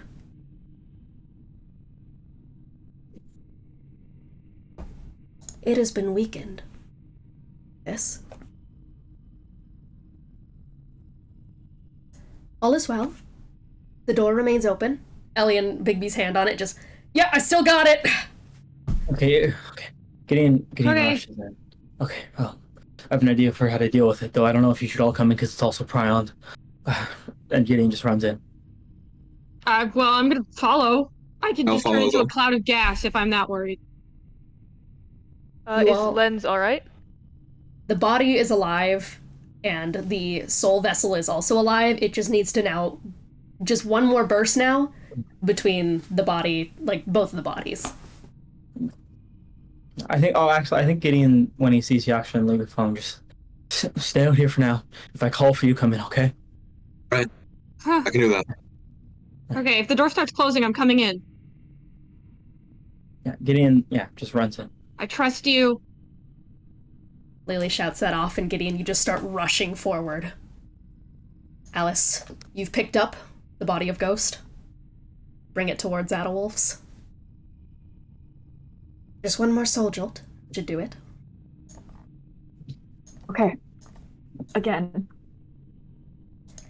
And I'm gonna need you to roll medicine to line this up, Alice. Oh. Unless anyone else wants to. Can I give a help action? Mm-hmm. Do you have any bardic left? I do, I could also add that.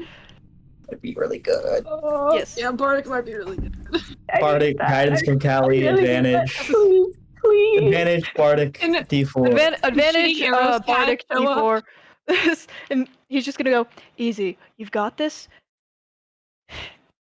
I trust you, alright? You've got this. I'm sorry I didn't stick up for you and Levi earlier. It's alright. What did you get on the medicine roll? 17 with everything combined.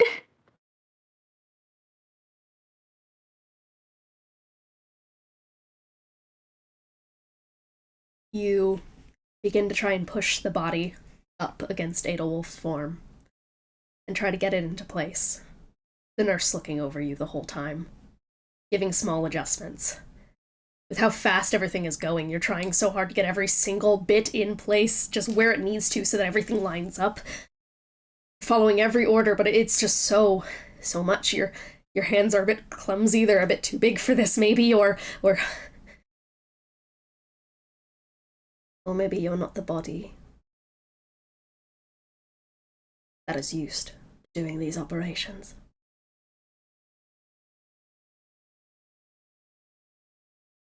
Taking things out is so easy. It's putting them in that's troublesome. So many ways a body can reject something. And even when you get it back in, the patient is always so feeble after a transplant. Isn't that right? And the voice echoes down the hall. Oh, not now. And then, Gideon, it goes through into your mind as you are further down the hall, because it goes right into you, because you do not have mind blank up right now. Well, Patients are so feeble after a transplant, aren't they, Begonia? You guys see it at the end of the hall.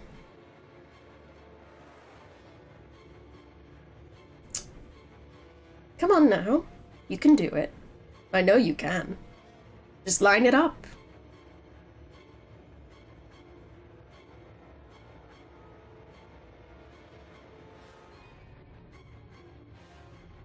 Just looks at you, Alice. Alice, this is your blade. Do it. You're doing it. Do it. Doing it of your own volition. Can I cast Bless on Alice? Yeah, you can. Like, you kind of walk over to Alice and cast Bless. And then I'm going to use, Voice of Authority, because I believe the Soul Smite is an attack. That is true. It is true. Alice, you've gotten us this far! Come on, final stretch, we're almost there! Alright. Alice, before you do this, I need you to make a wisdom saving throw. Okay. As you start to see Let's your have the vision D4. splitting. Nice. A wisdom saving throw. Yep. Add a D4. Yep, bless. I get to add a d4, that's nice. Mm-hmm. Ooh.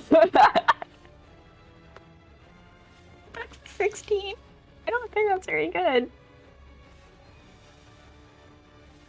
Your body starts to jolt. You feel your hands shaking. And you feel them starting to...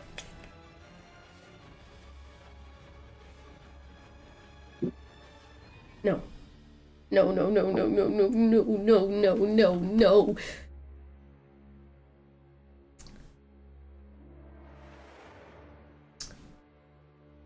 Your arc blade is going to give you advantage. I already had advantage on that because of my thing. Advantage again. Double, no. I get force reroll. I get to roll. Force, it's a force reroll. Yeah. 20. Not 20! And you just, like, shunt your head to the side and just grab your hands and grab the needles and just spike them into the side of this body, and there is a sudden shock of movement as Adolwolf's body...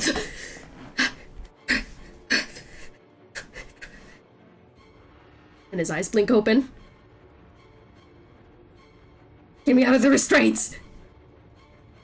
Alright, I'm gonna start tearing at the restraints. Yaksha, do you just, like, drop concentration on them? It's not a concentration spell, it's just plants. Okay, yep. Lelee, you, like, start tearing away at the restraints. Like, everyone else, you go to grab the restraints, and Adolwolf just, like, stands up and looks down the hallway. Everyone go inside! Okay. Aros takes Alice by, like, a finger and just, like, starts dragging her, or leading her. Does the wet nurse need to come with us? The nurse melts into the floor at this. Just nope, fucks off. Just leaves. Yeah, Lelee just rushes in and she's like, okay, I don't know if it's fine, but we gotta go. And Where we're going? you guys rush inside the door. Elian's still holding on to it from the inside. And as each of you go in, the fingers start, like, slipping. 1, 2, 3, 4. Adolf turns around and starts rushing towards the door, but his gait is messy and it's clumsy and it's not... He just had a fucking heart transplant. He just died. He just came back to life. Does anyone reach a hand out or anything? Yeah. Yeah, absolutely. Yeah. I'm already gone. Yeah. Is there like a way that I can... What is the ground made out of? Is it like stone, any kind of like earthen It's like material? stone and earth. Okay, can I mold earth a wall to try and keep the door open for just a second you absolutely longer? do. You try and just force it open. The rest of you guys are reaching out like, come on, come on, come on. I have a colossi strength. I also want to try to keep the door open. Yeah, you do, absolutely. And you also push your weight against it and just hold it. Adolf jumps through the air. Please. Alice? You feel your psionic concentration shift over to nomadic step.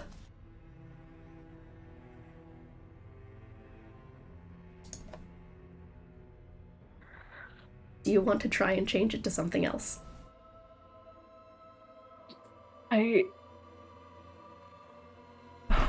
How when you say that, is that not of my own volition? Is that what you mean? It just changes. Yeah, I'd like to try and change it to something else. I normally would like to use pneumatic step beneficially here, but I don't like that it just changed without me Then doing contested intelligence. Oh. I'm still holding on to her. Can I slap a bless and a bardic inspiration on this? God you can! God you can! God. You Okay. see Zabalba in the distance, and you see Alice start to shudder, and you just, like, Can I cast hold her. silvery barbs on Zabalba?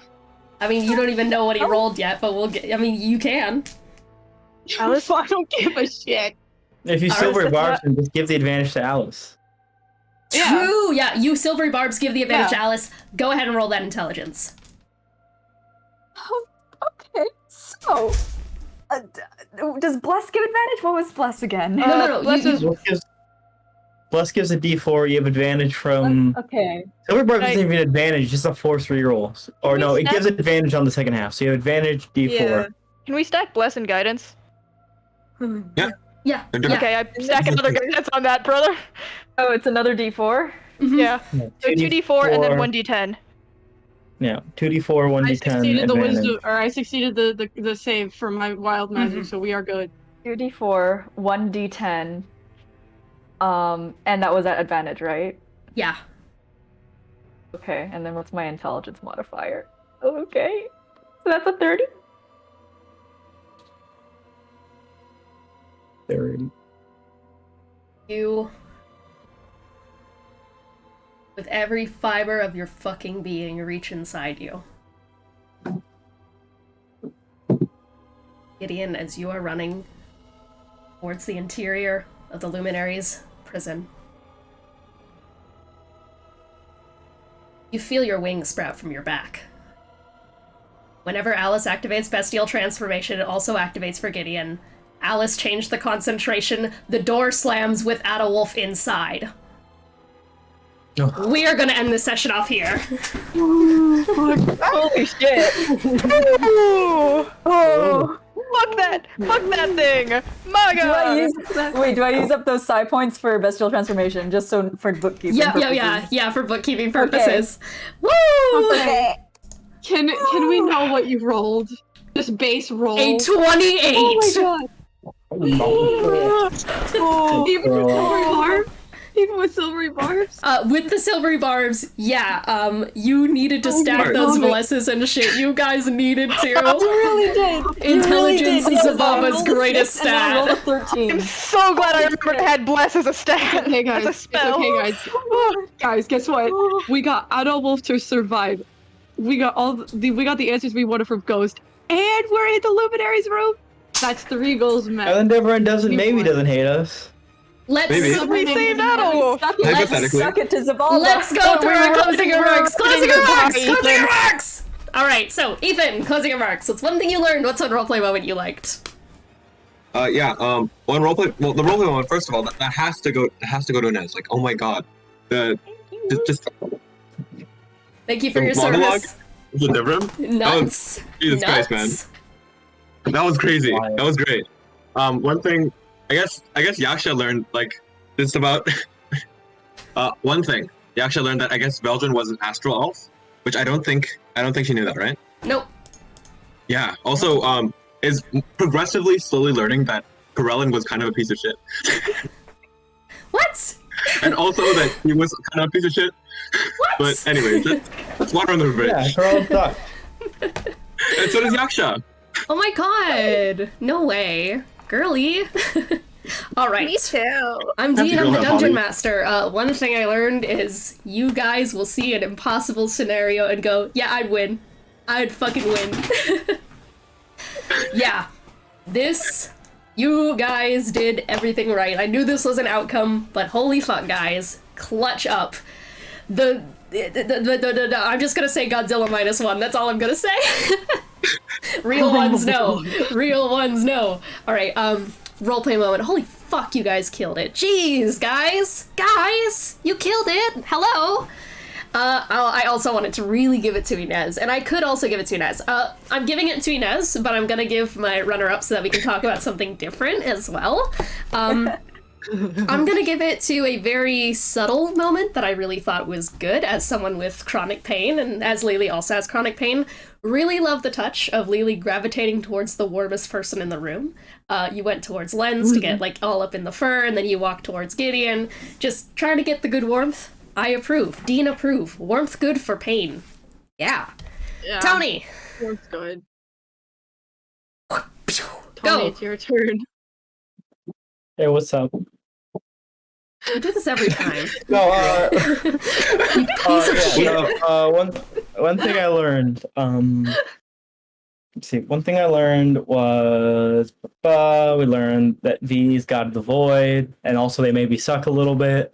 And maybe when we ask them stuff, like if we ask them like information, that's fine, but their advice is maybe not great. Yeah. They told Septerm to fall and also to Void head, Heulwyn, who might just be ahead anyways. That's not great. So Let's see. Roleplay moment I liked. Who do I pick? Because yeah, obviously there's a standout with Alice. But, You got this. I'm going to. What if I give it to? I'm gonna give it to Ines again, but it's a different scene. I'm gonna give it for the Veldrin and the Void scene. Yeah, that was good. That was fucking good. Ro, Yeah, what's one sweet. thing you learned? What's one roleplay moment you liked? One thing I learned is literally everything in the conversation with V. My god. I'm still caught on the question of if Corellin died and made the stars, who died and made the dark stars? Which is probably a thing that happened, right? Because that's how that works. But one roleplay moment I enjoyed, this is also going to go to Ines, because Ines sweep, and also, like, there's one specific line that I jotted down, obviously between the Deverum and Alice, and it was just the quiet, like, but he loved us, and then Inez's tiny little, like, that's true, was so heartbreaking. Oh, Like, my god. my lord. Man. Horse looking at the ocean. Man.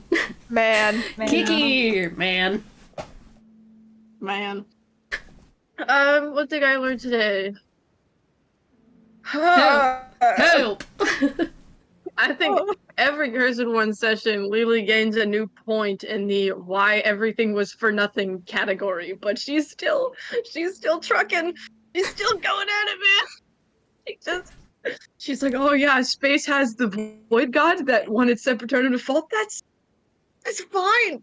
That's so great. Happens! Having a great time. Fine. One roleplay moment I liked, at the risk of giving him a too big of a head. I really liked the conversation between Adolf and Gideon. Which It one was of us very do you nice. mean by giving him too big of a head? Is it me or Tony? Me? The one Tony. The Tony. Ah. On my screen it's Tony above me. Yeah, if I give him too big of a head, he'll just take up the whole screen. You lean back a lot, but Tony leans forward. So if I yeah. No, but the conversation between Adolf and Gideon was also really insightful just into how Gideon works as a person. Because I think Gideon is always kind of preoccupied with solving everybody else's problems, and we don't really see him emoting ever. I'm gonna say this in the nicest way possible. He's very autistic to me. That bitch is. That bitch is autistic. Okay. Anyways, I really like that knows? moment. Obviously, the runner-up is Ines in that conversation with the Deverim. That was so good. Well, star of the fucking hour, Ines! I learned that my fucking plushie is a phylactery. Excuse me? When was that? I thought you guys were gonna clog that immediately. When did they do that? I thought Zingiber was so fucking obvious. Yeah, we got really caught up on phylacteries needing to be a person. Yeah, that's very fair. Guy, it's just a little guy. Why do we have to kill the plushie? Roleplay moment. I really liked. This is sort of like really. It feels so far away, oddly enough. But like in the very beginning, with Ghost's scene, when Yaksha and Gideon were going back and forth on how to handle it, and when Ghost eventually just collapsed, and Gideon's over there like shaking him awake, like, you gotta stay with us. That was so good. That shit hurted. I agree. That Wow. shit hurted. That shit hurted. Well, thank you guys so much for watching this crazy little quirky little session of Dungeons and Dragons. We'll see you guys next time, where the puppy's alive. Yes. Bye. Bye. Bye.